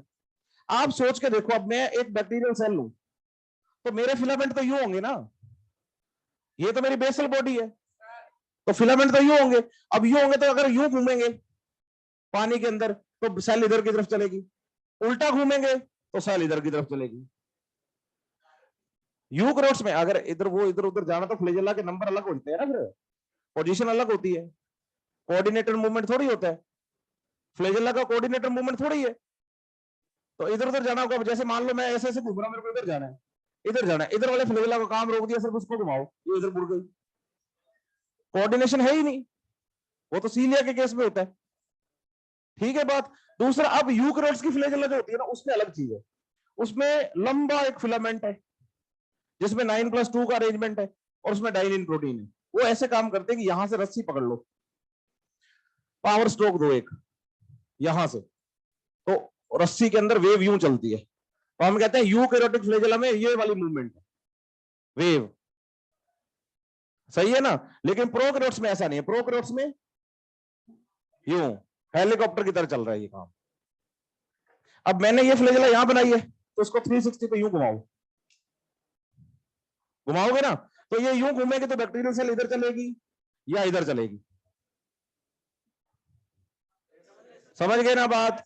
अब आओ आप ग्राम नेगेटिव में, जब आप कहोगे कि भाई बेसल बॉडी है, ये क्या है? बेसल बॉडी के साथ हुक कौन है, और हुक के साथ फिलामेंट। सही है? अब इसमें ये वाली रिंग तो आपको पढ़नी पड़ेगी क्योंकि मेम्ब्रेन है, तो बोलो एम और एस तो है ही, लेकिन इनकी वॉल ग्राम पॉजिटिव की तरह रिजिड नहीं होती क्योंकि पेप्टिडोग्लाइकन बहुत कम है और बाहर भी जो लेयर है वो भी लिपोपॉलीसैकेराइड में लिपिड है, तो रिजिडिटी इतनी ज्यादा है नहीं। तो बोलो इनको सेल वॉल में भी क्या चाहिए? स्टेबिलिटी चाहिए। सही है? तो उसके लिए इनको यहां पर भी कवर कर दिया जाता है। बोलो जो रिंग होती है लिपोपॉलीसैकेराइड में, उसको तो बोल दोगे एल रिंग, क्या बोलोगे? और जो होती है पेप्टिडोग्लाइकन में, उसको कहते हैं पी रिंग। तो ग्राम नेगेटिव में कितनी रिंग मिलेंगी बेसल बॉडी में, और ग्राम पॉजिटिव में? अब इनको अपने एक्सिस पे क्या करना है? रोटेट करने के लिए एनर्जी तो चाहिए होगी, नहीं क्या? भाई आपको ये एक्स्ट्रा बात बता रहा हूं मैं, आपको याद नहीं करनी, बस दिमाग में रखना कि यहाँ पे ना साथ में मोटर प्रोटीन होते हैं इनके। क्या होता है कि मेम्ब्रेन के थ्रू इधर से H+ आयंस को भेजा जाता है कहां पर? बोलो पेरिप्लाज्मिक स्पेस में। तो पेरिप्लाज्मिक स्पेस में H+ आयंस की कंसंट्रेशन क्या रहती है, और ज्यादा H+ होने की वजह से वो यहां से फैसिलिटेटेड डिफ्यूजन के थ्रू अंदर आते हैं दोबारा। जब अंदर आएंगे ना, बोलो फैसिलिटेटेड डिफ्यूजन से जब क्या होंगे, अंदर आएंगे, तो ये प्रोटीन अपने एक्सेस पर एफ नोट की तरह घूमेगी, और एफ नोट की तरह जब ये घूमेगी तो बेसल बॉडी घूमेगी। इसके दो फायदे हो गए, पूछो क्या? H+ ज्यादा होने से नहीं, यहां पर एक तो अपने को बेसल बॉडी घुमाने में हेल्प मिल गई, और दूसरा ये जो एंजाइम यहां पर काम कर रहे थे उनके लिए एसिडिक पीएच डेवलप होगी ताकि वो लाइसोसोमल एक्टिविटी कर ले। क्लियर है बात? कल यहीं से शुरू करेंगे दोबारा फिर, है ना? टाइम ऊपर चला गया थोड़ा सा।